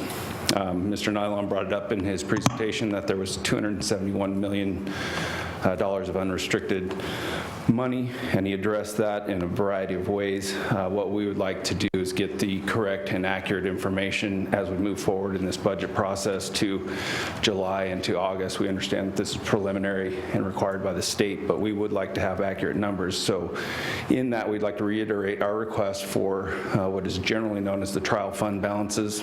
We've been referred to them by the CAO's office that they're online, but what we found online is basically a snapshot. So if you were to sign in on your bank account online, you would get a screen, the initial screen that would show you your account balances, but it wouldn't show you what's beyond that. We want to see where the money is transferred from account to account. We don't want a snapshot of where those accounts are today. We want to be able to look through the last 12 months so we can get an accurate number on the unrestricted dollars, what that true number is, because even reading through Mr. Nylon's commentary on that, there's a lot more numbers in there that are either restricted or unrestricted.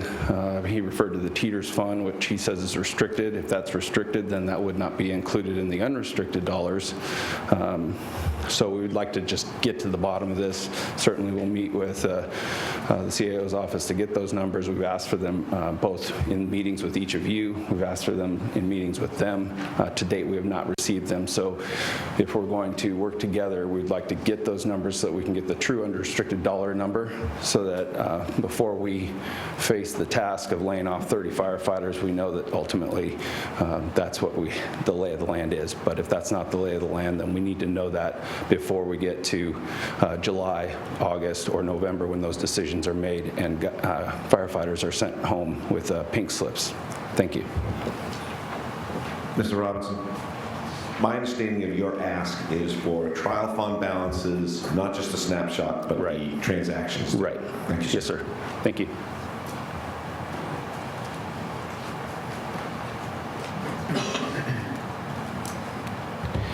Chairman, members of the board, Alan Montez, Vice President of the Kern County Firefighters. I've got to sit in the audience and listen to the leaders of public safety get up here and speak about the drastic impacts that their budgets, the service level impacts that the public's going to feel. And in listening to all that, and then listening to Mr. Nylon's presentation, and I don't know if it was intentional or not, but the point was made that public safety maybe wasn't willing to come to the table and accept the budget cuts, and there was a nuclear option shown of the effect that it would have if public safety didn't absorb any cuts on the rest of the departments. And I don't see that at all. I don't see that as being what any public safety is saying. But the bottom line is the layoffs that we're talking about today are public safety. Okay.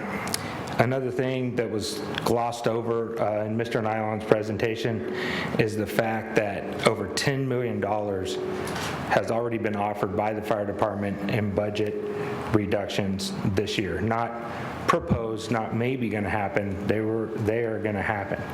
And I don't feel like that is an accurate representation if you're going to say public safety is not willing to make cuts, because we are making cuts. We've met with each and every one of you individually multiple times, and what you've seen posted, you know, in the slides earlier, those are things that we've all came up with together, and all I ask for is that that is recognized and we continue to move forward in good faith to close the budget with minimal service impacts. Thanks.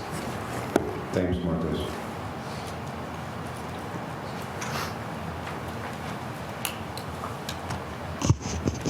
Good afternoon, Mr. Chair, honorable members of the board. My name is Liz Keogh, K-E-O-G-H. I'm a proud resident of the 5th Supervisorial District, and I am here to talk to you about the animal services budget.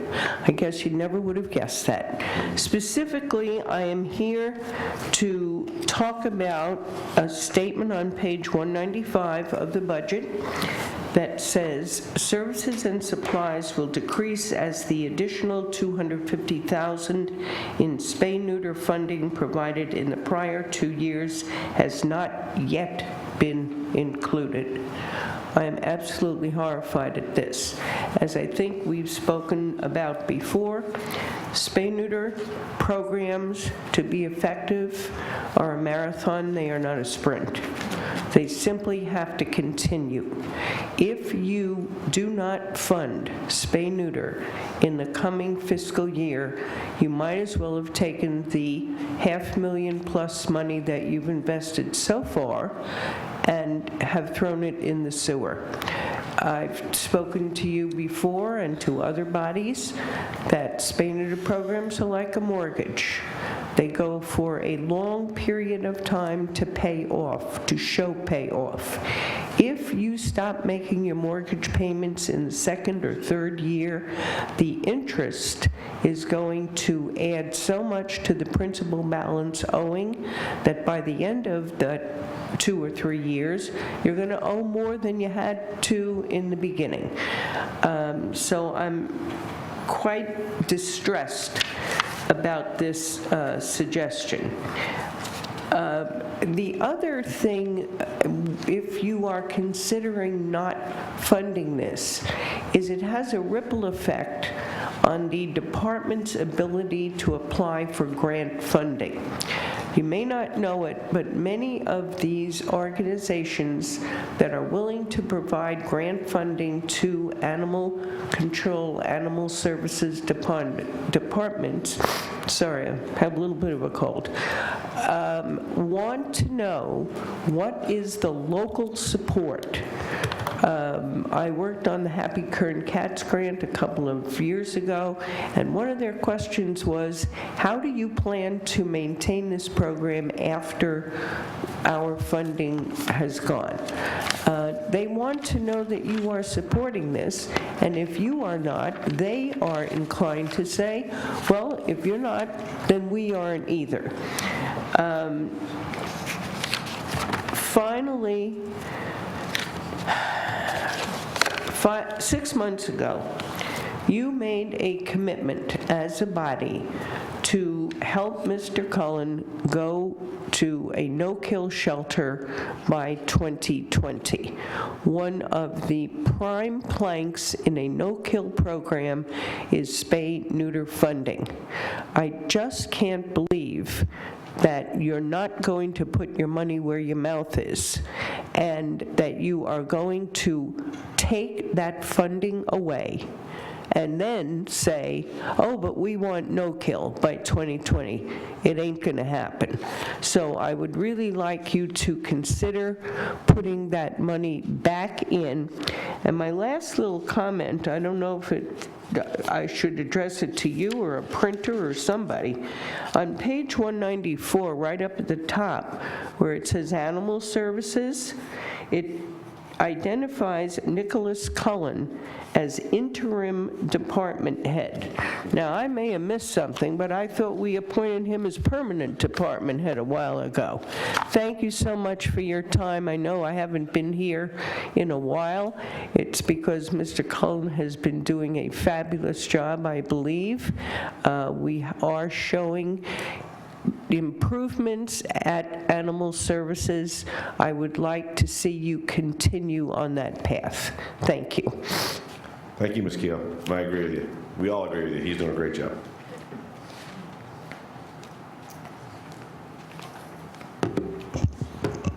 Hello, members of the board, or Chairman. I've never done something like this, so if I do it wrong, don't judge me. I'm not a professional but you do have representative of anybody. Oh, sorry, Joshua Blackburn. See, I did something wrong. I'm an educator. I teach students, and I want them to be safe. But I'm sitting here, and I've decided that I'm moving my family, because there is no way that I am going to teach students that they are safe when they're not. We have officers, I know an officer in the Lake Isabella area. That officer can get a call and have to go 35 minutes away from his partner, and that officer can get a gun pulled on him, and that officer's gonna get shot and killed. But his partner's 35 minutes away because there's only 2 officers there at a time. Tell me how that's safe. Tell me how it's safe that we're going to say 5% across the board. And we got 2 different examples, right? This gentleman, I'm sorry, I don't know you. We said, well, 5% across the board. Why can't it just be 2%? Why can't it be 3%? He gave this either all or nothing mindset. Why is that? I teach my students critical thinking, and I'm sorry to say that I don't see a lot of it here. Like, where is this? I don't understand. And I don't mean to be disrespectful to y'all, but when you just showed me your numbers to represent how you guys aren't spending more, I don't see 5% less. I don't see you guys cutting. How is it safe for my family to be here? And for how much is that officer's life to you? How much is my daughter's life worth? Is it worth $1 million? Because I sure the heck think so. And when we decide to cut things, we're cutting 5% for safety, which is the most important thing. I want my daughter to be able to walk down the street and not have to worry about getting shot. But when we don't have officers there to protect her, why would I be here? I have officers that are not going to be able to protect themselves. Our society is getting more towards anti-police, and you're going to give us less police? Our society is getting more volatile, and you're going to give me less protection. How? How is that even an option? And I understand that the economy is bad. I understand that it's rough. I'm not a naive individual. I'm very nervous right now, and I apologize for that. But I don't understand.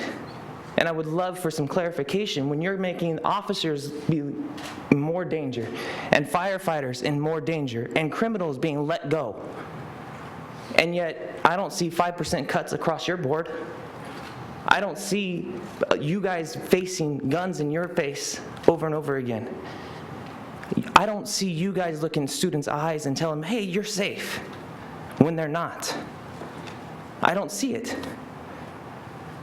So all I'm asking is for some critical thinking.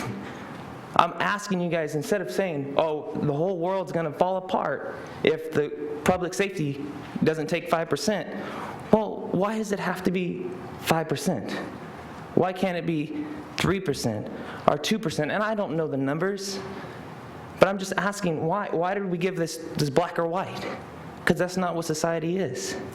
And no disrespect to people that work in the management and, the take care of the water and all that, but I know an individual who makes $70,000+, and all he does is sit at a computer, maintain the water board for about 30 minutes, and he looks at me and goes, Josh, I don't do anything most of the day. And he's making $70,000. Officers make, what, $22 an hour? And their lives are in danger? So instead of saying, hey, we have to cut them, how about we decrease their salaries? I'm just asking for critical thinking and some respect. God bless. God bless you, sir. Mr. Chairman, I'd like to say something to Mr. Blackburn. Mr. Blackburn, I hope you'll stay around today to listen to the end of the conversation. I apologize. I told you I've never done this. It's okay. It's fine. With all due respect to you, sir, I don't think you were listening very carefully, because every member of the Board of Supervisors department is going down by 5%.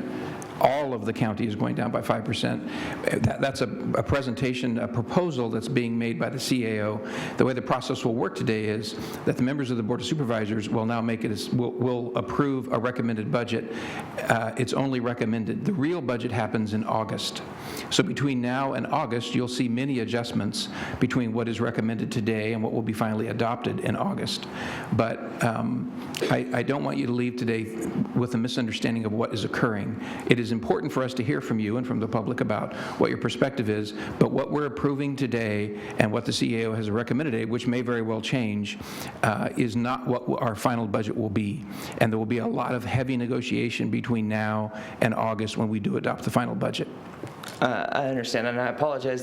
From what I took it from was the numbers that you showed up on the board, and you said that you have decreased as years go by, correct? Well, there wasn't a 5% decrease in those numbers, so that's what I made that assumption on. And if that was wrong, I apologize. It's okay. It was very difficult to see those numbers as well. Though I'm not here to defend the 3rd District. I just want to explain to you how the process works. What my department spent was about $70,000, $75,000 less than it was budgeted for the prior year. And the amount that it was budgeted for the prior year is being decreased in this year as well. So hard to see the numbers. You can come visit me, you can visit others, and we'll give you more numbers. But I'm sorry that you didn't catch it, but it is the case that those numbers are being reduced for everyone. Well, and I sincerely apologize to everybody across the board on that one. Like I said, from the numbers that I saw, I didn't see the 5% decrease, so I apologize for that. I didn't mean to slander anybody. I'm just trying to... We have thick skin. A few things irritate us when people are deceiving us. You're not deceiving us. I know you're not deceiving us. So feel free to stick around till the end of the day. Yes, sir. Thank you. Mr. Blackburn, are you from Kern River Valley? No, sir. Oh. District 1? I actually am moving out. I'm moving up north, so I'm from no district anymore. Okay. So thanks for coming.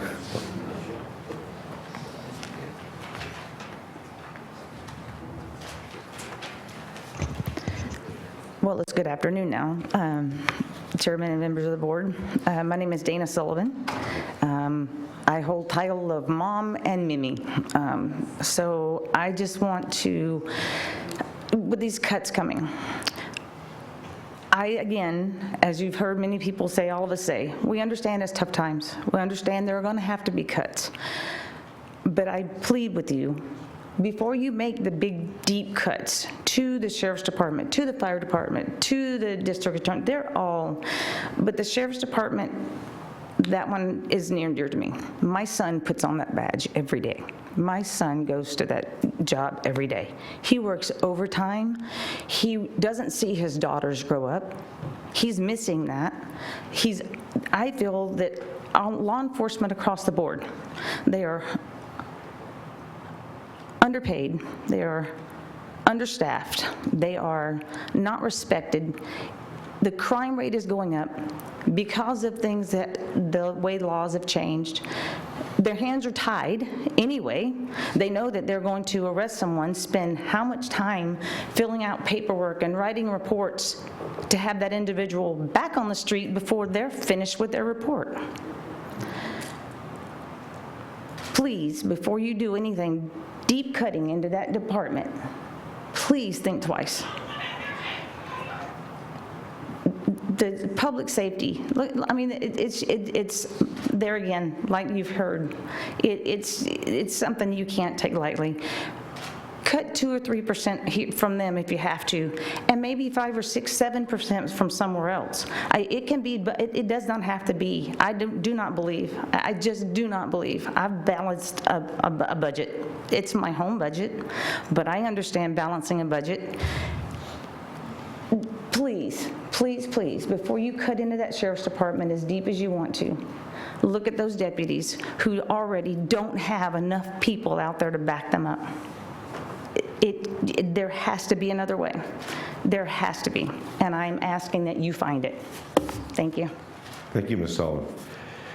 Can I have a raise of hand? How many more people we have to speak? We have 2 more? Okay, so let's press on. Chairman Gleason, members of the board, my name is Lauren Skidmore. Today and in the future, we are not going to see very positive times, and what your board is facing is not something your board or anyone desires as an outcome of economic strain. But I cannot stress enough, the budget deficit is not temporary, and cuts will become the new normal for Kern County. It is necessary that we look past short-term cuts and look to long-term cuts that lead to a more prepared future. And while most department heads who spoke stressed how detrimental these cuts will be, now is the time to work together. No one can blame your board or the CAO for the economic conditions of the county. I have a few strategies that I would like to discuss and things that Kern citizens believes. Taxpayers should not be expected to pay for these downfalls, so please do not consider this a part of your future strategy. Now is the time to switch to a defined contribution plan to ensure the pension debt does not grow. And lastly, we urge the county to consider the implementation of lean process analysis. Supervisor Gleason has tremendous experience in this area and would be ideal to lead a lean implementation. And actually, the Kern County Fire Department has engaged with Kern citizens to pursue the lean concept. Kern Citizens for Sustainable Government has close ties to several business leaders in Kern County, whom are also extremely proficient in the implementation of lean, and we encourage any and all departments to reach out to us if this method is of interest to them. This is not fun, but this is the reality that things are changing, and thank you for all the work you do. Thank you, Ms. Gilmore.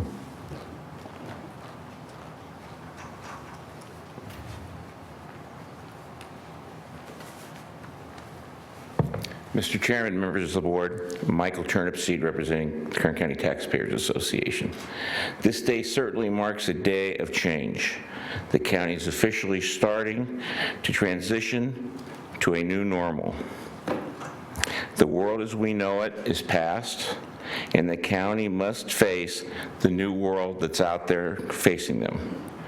The 4-year plan presented today represents a long step-down transition or reorganization, call it what you want. It states clearly many layoffs are pushed out to the future years. This plan seems very myopic to us. To be sure, the county will be facing an unaddressed recession in the next few years. The staff report states, in order for departments to plan, 4 years are needed to address the step down. We ask the question, what has the county been doing for the last 18 months? The presented plan today is predicated on reducing reserves and contingencies from $272 million to $141 million. This is not far-sighted because no one knows what the future can bring. Things can get worse. 4 years is too long to transition to the county's new normal. Part of the plan should have discussed a need for a structured reorganization, not just a reshuffling of the boxes and lines on the organizational chart. Any structured reorganization must include improved decision-making processes, enabling staff to make better and quicker decisions, which means speeding up the decision-making process, increasing the proportions of decisions that are actually efficient and effective. The purpose of a structured reorganization is to support and smooth the progress of your decisions.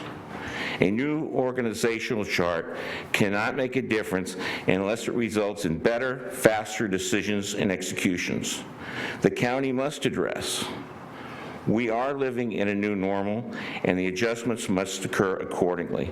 The county does not have a luxury of 4 years to adjust to what the new world brings. Thank you for your time. Thank you, Mr. Turnipseed.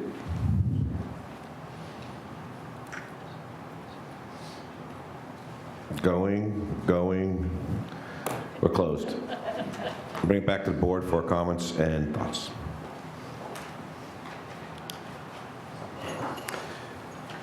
Before we, while we're going through this process, Ms. Donald, do you have any sweeping?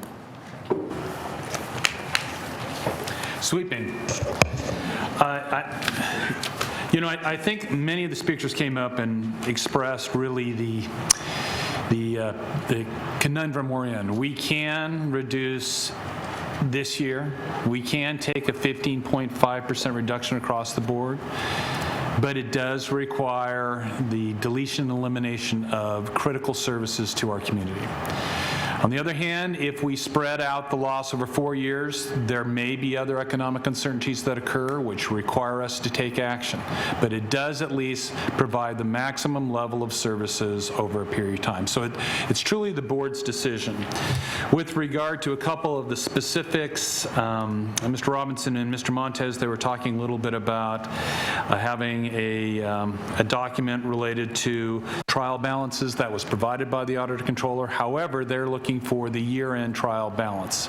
We have to wait till the year ends to get the year-end trial balance. So as soon as that occurs, I think that information can be given to them in whatever level of detail they like, and we are certainly welcome to do that, and we would like to sit down with them if they're not getting the information they need. We also did describe very clearly all the reductions that the fire department has made, as well as the contributions from the general fund. One of the things I'd like to thank Liz Keogh, is Liz still here, for pointing out that we did inadvertently indicate that Nick Cullen is still the interim director. Those of you who are department heads, we always feel like we're interim, I understand. But that was inadvertent. We'd also like to direct her to another page in our budget that will make her feel much better about the $250,000 spay and neuter program. It would be page 305, Liz. And Liz, it indicates that $200,000 of that money will be and continue to be sent to the Animal Services Department. It's part of the Appropriations of Contingencies budget now. And your director, Nick Cullen, has come up with the use of some grant funds for the remaining $50,000. So that total dollar amount will continue to exist. And we'd be pleased to spend some time with you if you'd like. We know you're very welcome. Mr. Blackburn brought some interesting points up. Again, we'd like to sit down and talk to him about the severity of the reductions and the fact that the county, unlike maybe the federal government or state government, has to have a balanced budget. And I think that would be an exceptional lesson for his students.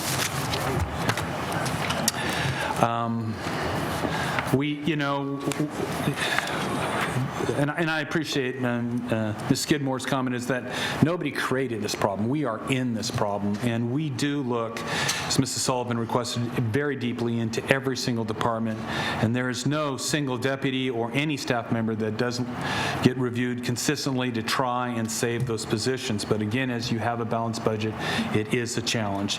We would love to do some of the things that Ms. Skidmore mentioned, a defined contribution plan that does require a change in state law, although the county currently has the lowest level of retirement benefits than allowed by law. It is the very lowest. And so that's some consolation. Sure, we'd like to reduce those costs, but at this point, that is the structure we live in. The mental health department has taken the ball and run with lean process. They're offering that to every county department. They have individuals who are green belts already, and it's exciting to see the leadership that Mr. Walker is using, and he has opened that up to anybody who would like to move forward with the lean discussion, and obviously we encourage everybody to do that. And while I understand Mr. Turnipseed's position on being myopic and 4 years is too large, there is the balance that this board must always strike between making severe cuts and maintaining some level of service to your residents. And so that concludes my just general comments. I was hoping that's what you were asking for when you were talking about sweeping. Thank you very much. Good sweep. Before we continue, I just want to check with my board members. You're okay with pushing forward on this? Is there anything? I mean, I don't think it's going to take too long. We'll keep it going? Okay. Thank you. I don't see anybody queued up for talking, so let me throw out a couple generalities, a couple of my sweeps, I'm thinking. In my past background, a 5-year strategic plan was a building block called the I forget the name of it, it was so long ago. We had a 5-year strategy plan. As a matter of behavior, how we develop our strategy in an organization was the broader brush was a 5-year plan, and then we had 1- and 2-year plans would fit into those 5-year windows. It was a pain in the neck, but it helped keep us on course to where we wanted to go. So what I'm seeing here as a matter of principle, a change I would like to see the county consider is developing this as a matter of routine, having a 5-year strategic plan so that we can look out a little further in the future and have goals and objectives to which we all want to aspire and drive our budgets toward. So as a matter of routine, I don't know if that requires how about a referral so that you can consider and develop the ideas for a 5-year strategic review on an annual basis? Do you need a vote on that? Or do you just take that? I will take that, Mr. Chairman, as direction. A couple comments people made about restructured organizations. Yes, we have to. It follows into what Mr. Terpseed said, which was a new norm, which is where we're at. Whether we like it or not, this is a new norm. This is the new world order. And for all intents and purposes, when I heard Mr. Pope say he's hoping things are going to get better in a couple of years, I am too, but I'm not planning on it. Our plans need to be to develop a flexible, effective, efficient organization that can provide the best possible services we can with a balanced budget. And that's our new world order. And the word balanced budget is significantly different at $35 a barrel than it was at $99 a barrel. So we're all going to be impacted, and this board is going to do the best they can with the horrible circumstances. We had some success when we put one of your fiscal agents into Department of Human Services. Amy, I think her name was, I forget her name. Correct. And Ms. Murphy was very satisfied and pleased with the results of that collaboration. And I would like to, and I talked with the fire chief about it, and he seemed to be okay with it. And I would like to have, as a course of action, a person from the CAO's office, not to steer the direction, but to gain insight, to share ideas, and to develop better ways of managing restricted budgets, because the fire fund is being managed differently than our general fund. That is obvious. And forgive me if I sound parochial, but I think we have the 2 finest budget analysts in the general fund who've helped develop this particular strategy of managing those scarce resources. So I would like to share that capability with the best way with everybody across the board, and I think a good place to start would be with the fire fund. Oh, I got a lot of stuff to talk about. I would like to also make a recommendation that we have an independent, meaning not a CAO-sponsored and not a fire department-sponsored review of the fire fund and how that budget is developed and managed and brought forward, and whether there's better processes or better ways to look at how we manage those resources in terms of managing resources and managing requirements. I mean, I would like them to take a broad brush and say, how can we make this fire department work with in this new world order? Because I think it's critical we do a good job, and it's critical we do it within budget. Do I need a referral funding? I'm good. Okay. Safer grants and any federal, I'm not targeting you, Chief, it's just I'm reading the top of my page going down. Any time we get federal grants or outside grants, money coming into our general fund, I believe that the billets that they sponsor or the functions that they sponsor need to be tagged on the budget line as being funded by an outside source. So when that source goes away, that function or those billets go away. And the general fund does not assume responsibility for picking up the functions and the people that we no longer get grant money for. We can't do that anymore. We have to stop that. We cannot afford. The reality that we're faced with today is we cannot afford to live the way we did when oil was $99. and forgive me again, Chief, but talking, because I'm going to go this across the board, everybody, it's just here at the top of the page. We cannot afford that service. What we have to look at everything across the board. We have to look at our overtime schedules. We have to look at our constant staffing. We have to look at our 3-man stations. We have to look at 47 fire stations. We look at the whole thing to develop this efficient and effective model that we need to shift gears to get to. And it's going to be painful for all of us, but we need to do that. I would like for you to do a realistic perspective also on your first responder fees. You have in your budget a line item for $500,000. Chief, would you look at that? I don't have the same confidence that you have, and I yield to you, but I don't that we're going to get that money. And I worry about that as something that's hanging out there and needs to be reviewed. McFarland Station, McFarland Fire Station, Chief, could you look at that? I know there's issues up there with what they're doing and how they're managing forward. I think that may be an opportunity for us to, we need to look at that and have a conversation about that. Could you get back to me on that one, please?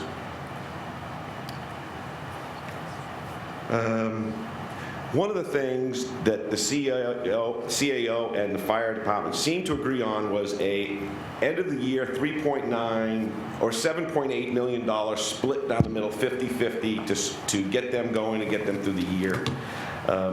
Will that $3.9 million, which is an additional general fund contribution to the fire department, will that contribution take us below our 10%, our $33 million that our plan is to maintain?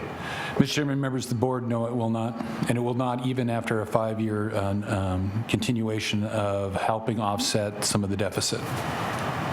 Okay, so the reason I ask that is that keeping that 10% is a critical component to our ability to maintain good standing with bond rating agencies and having a fiscally responsible budget, correct? Mr. Chairman, that is correct, and the plan before you takes the reserves down to the 10% level. Currently, they're above that, but it would take them down to that very bare minimum level of 10%. I thought that the district attorney and the sheriff's department both did outstanding jobs of representing their organizations and their departments, and I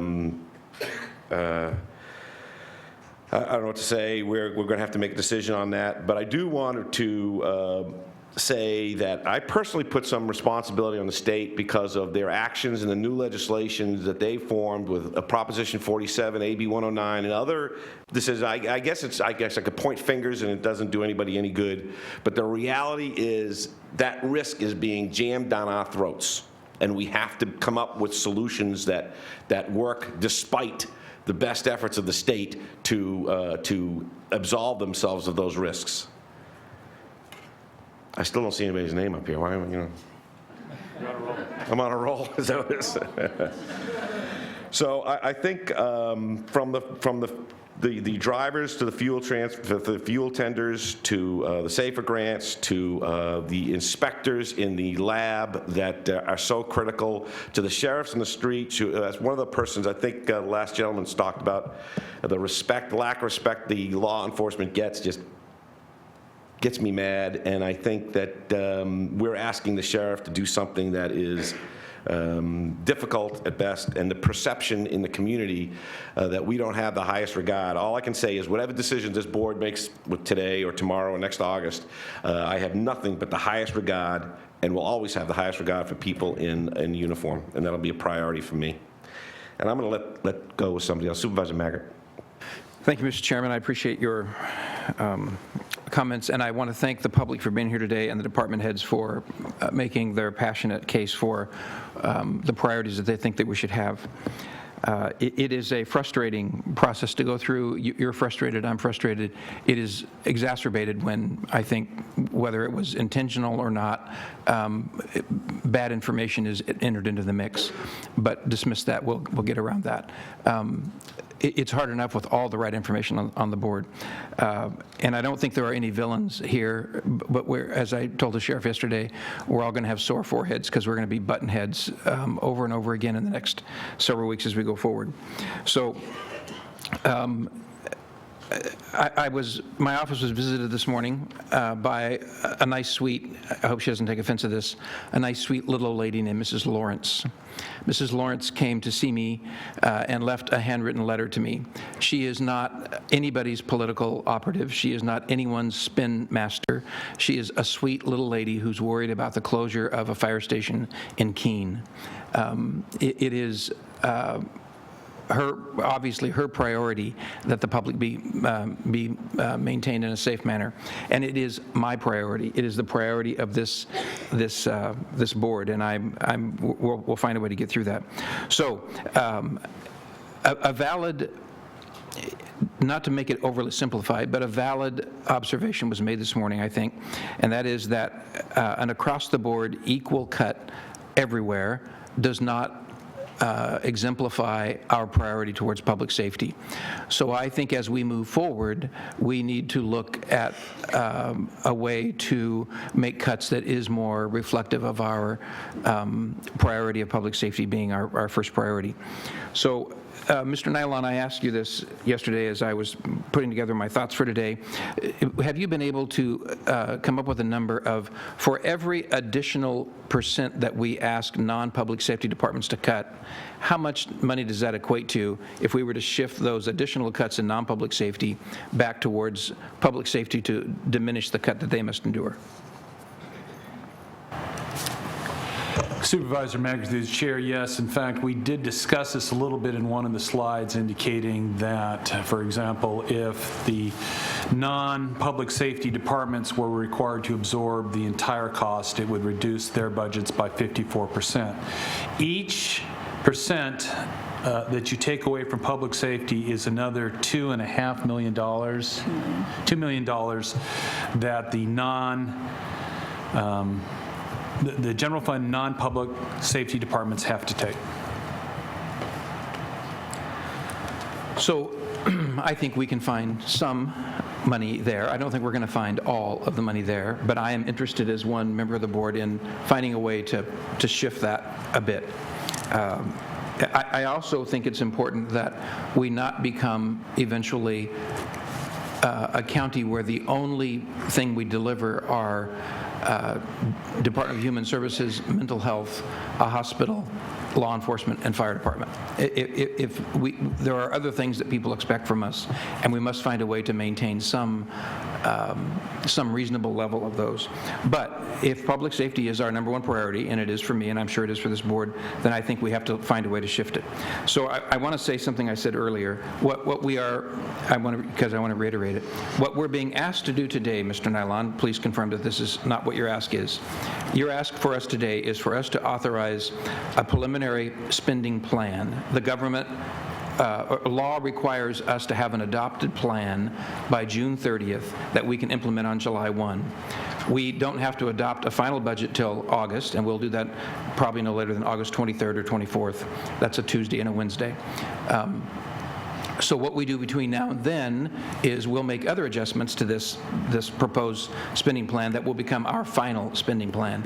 And after we finalize it, it will even be modified again as we go forward. We do that every year. So it's not, what I hope we recommend to you today is, I don't want it to be misperceived as a budget. It is a spending plan. We will develop our budget when we do that in August, and there will be changes between now and then. When I say that I think I want to shift, that I think about it, I want to shift deeper cuts away from to happen away from public safety, and smaller cuts happen in public safety. I still want each department to know what my perspective is on this. Every department still has in it areas that we can cut. Every department has that, and I want to talk about some of those ideas. And in the next few weeks, as we move towards August, I want us to think about where those areas are. And frankly, it's our job to get out the knives and get to cutting. You need to help us do that. You have helped us do that. But I don't think across-the-board cuts in non-public safety are necessarily the only thing we should do. For example, I'm going to scare some people that are specific job titles that I'm about to mention. But I want us to have a look at things such as, we are not in a position to build any more construction projects. So General Services has traditionally provided for the county services that help the county build new buildings. I'll come back to a new building that we built recently in a moment. But does that department, does General Services, in light of the fact that we are not likely to build anything new in the next few years, do they still have an architect? Do they still have engineers? Do they still have people that are in those billets that would provide us the services we need to build new construction projects when in fact we're not going to build any new projects? So should the cut go way deeper in a department like that because we're not going to do such projects? I want to give an eye towards that and not just a flat percentage that is going to be reduced in each area. Okay, the building. I want us to think outside the box about this. We just built a new IT building. It is 15 or 20,000 square feet. I don't know how big it is, but I don't remember that off the top of my head, but it's a very substantially sized building. It has relatively few personnel working in it because it also stores our IT records, and there are other things that are done with that building. But there still are significant areas in that building that are not yet finished and that are available. I think, to borrow a term that Mr. Turnipseed used, there is a new normal. The same thing that our chairman just said. And that new normal will demand of us a different way of doing things. For example, if we are paying rent to some third party, and we have employees of the county show up every day in that rented building, we should think about having them show up in that IT building. If we have to put tables together in the middle of a big open room and string cables together so their computers work, maybe they work out of cubicles, maybe they work, there's some new way to do that so that we can find a way to cut what we're spending and use that money more efficiently. Every single department has areas that they can cut still. I know that my department, for example, gave up its field office on Norris Road because the Sheriff's Department needed more space. To provide some meeting facility outside of this building, I have one room inside that IT building. Well, maybe my room needs to go and that room becomes somebody else's office that they work out of. There are areas like that we can still cut. Another area that I'd like us to look at, and those are vacant yet funded positions. I want to make sure I understand from the sheriff, and I think it was actually Under Sheriff Wall who made this statement. Under Sheriff Wall, did you say, yeah, could you come up? Because as soon as I finish and you give us an answer, even if it's just a yes, that we won't be able to hear it if you don't come up. Thank you for coming forward.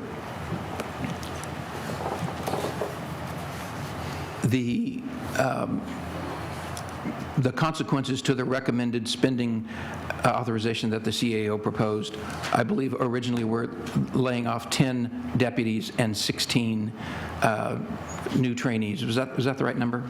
Well, to be perfectly clear, or as clear as we can be, because this is always a fluid number with attrition, with the proposal, we have would be a total of 52 unfunded positions. We already had 12 in our proposed budget when we submitted in April. And the CAO has recommended that we not hire the total complement of detention deputies that we had hoped to hire this fiscal year, but when we had the delay in the jail opening, we knew that we would have some time to hire those. So we agreed that we can delay hiring half of that staff or delay hiring for the first half of the year. And that would mean that it would cost 32 layoffs, actual deputy sheriff layoffs. And we had 16 in the academy, but now we have 14. And so in order to fund those other positions, with the delay in hiring detention deputies, we would fund the deputy sheriffs. And so we still are experiencing layoffs, but every day we're losing people to other agencies. So what I'm trying to get at is, I think you've already agreed to change the funding of some unfilled positions so that the 10 deputies that were alluded to in the paper and that were in this report at first, did you not say that those 10 deputies would still be retained? Right, and actually I think the correct number would be 16. that we would be able to keep 16 people that are actually working today employed by the delay of the detention deputies Okay. for half a year. Thank you. So, and now that you're here, I want to just, you're a nimble person with numbers, so let's explore this a little bit with the CAO. One of the dilemmas that our departments face is if they don't make cuts on July 1, if they wait till August, then the amount of that cut needs to be larger in August because there's one less month to realize the savings. So as we go forward from today, I'm going to still ask some more questions about funded yet unfilled positions. But as we go forward today, how do we give, there's only a couple of weeks here, 9 days, I guess, 10 days between now and July 1. How do we work with the Sheriff's Department to make some cuts, but not cuts that we may very well adjust going forward? How do we work that out? What kind of discussions can go on between the CAO and the Sheriff's Department as the Sheriff's Department works through that? Well, Supervisor Maggard, today you, in theory, will approve a budget which is spending authority. It's spending authority for an entire year, so it's not a budget each day. So if the Sheriff's Department spends more in the first 2 weeks, 3 weeks than the budget was allowed, they'll still be within budget. That correction, though, will have to be made during the August budget hearing. So what I guess I'm saying is, if it is your board's direction to the Sheriff's Department to delay some of the activity they would need to save their budget until a later date, you can do that. It's just that we would then have to make whatever correction. And then I think the rest of the department heads would love to know if you're going to be taking money out of their departments to give them some sort of sense of that so that they can do the very thing you talked about. If we got to lay staff off, we better start making those cuts in July. So to the degree you can give specificity is the degree I think the departments will be able to react accordingly. Well, I'm interested in the comments of my colleagues, but I think the Sheriff's Department is already pivoting from the staff's recommendation in a way that helps retain deputies on the street that is deleting some of these, not funding some of these currently funded yet unfilled positions. So we may have more dialogue with you under Sheriff Wall, but thank you very much for your input about that. Thank you. So going down that same path, there are other unfilled yet funded, fully funded positions in the Sheriff's Department, in the DA's office. I think there are 13 positions in the DA's office. There are, it was 25 detention deputies originally and 23 civilian positions. There are many funded yet unfilled positions, which leads me to the same question: how many funded yet unfilled positions are there throughout the county? And then the next question is, how long have they been unfilled? If they've been unfilled more than a year, why do they need them? That would apply to everyone, not only the DA and the sheriff, but everyone else. So in the weeks that are going to unfold between now and when we adopt a budget, I'm interested in what we can do, how much can we save if we get rid of all of those fully funded yet unfilled positions? And what does that translate to? Will it deny that department of some of its hoped for flexibility going forward? Maybe it does, but I'm worried today about today. And I believe in, and I'm going to talk in a moment about what kind of recommendation we make, but I believe and support what the chairman said about having a 5-year plan. So these funded yet unfilled positions ought to be on the table across the board, and then specifically have departments tell us why they may or may not be justified.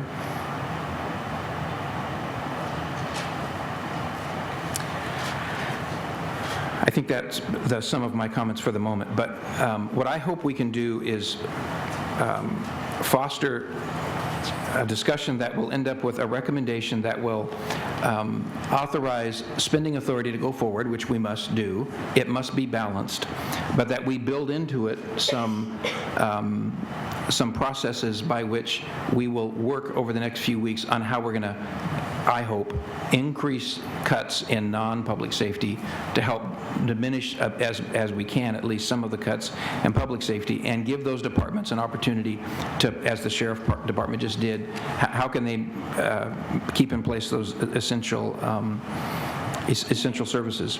So, for example, so far, a 5-year strategic plan place the CAO employee in the fire department to review the fire fund, have an independent review of the fire fund, and what I think is another recommendation that we should make is, when we move forward with the spending authority today, is we should have every 2 or 3 week, as it's useful.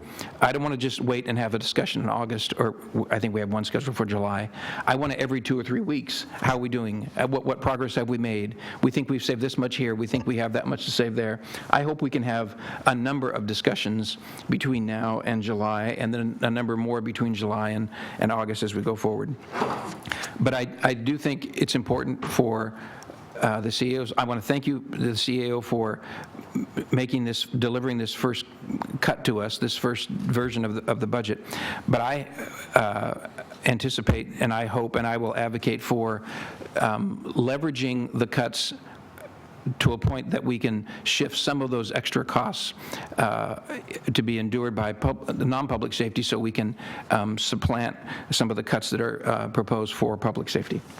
I may have other remarks later, but that's enough for now. Thank you. Supervisor Couch. Can I just follow up on that? Can you, either now or maybe if this gets rolled over to the afternoon, can you provide the number of funded but unfilled positions that quickly? I believe that's information we should have before, I would like to have anyway, before we take action even on the preliminary budget. Supervisor Scott. Supervisor Couch, the chair, we're sort of bivouacking here to find out whether we can get that for you. I do know that each and every one of the budget units is discussed by the analysts with the department head with that very point in mind, to try and find ways to do that. But that doesn't mean that there aren't some that are there. I don't know if we can probably get you all the funded vacant positions. I just don't know if we can get you the tenure at this point in time, how long they've been vacant. But we could, without much trouble, I think we could get you the totals by department. And by classification. But you'd need a little bit of time, probably till the afternoon, to do that. That is correct. Okay, thank you.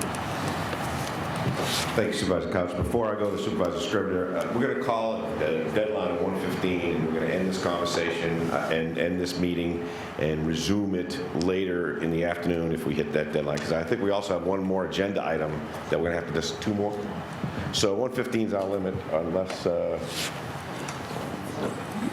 Okay, let's do that. We've got 2 more agenda items. We're significantly through this one, and I hate to break up the conversation, but what we're going to do is we're going to end this meeting now and pick it up again after the 2 o'clock meeting, and so everybody can get a chance to break and go have something to eat.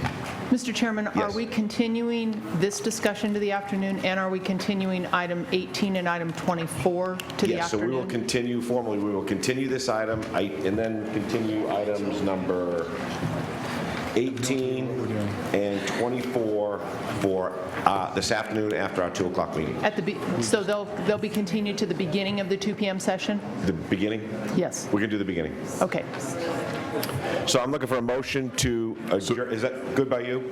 So moved. We got a motion? And we're good to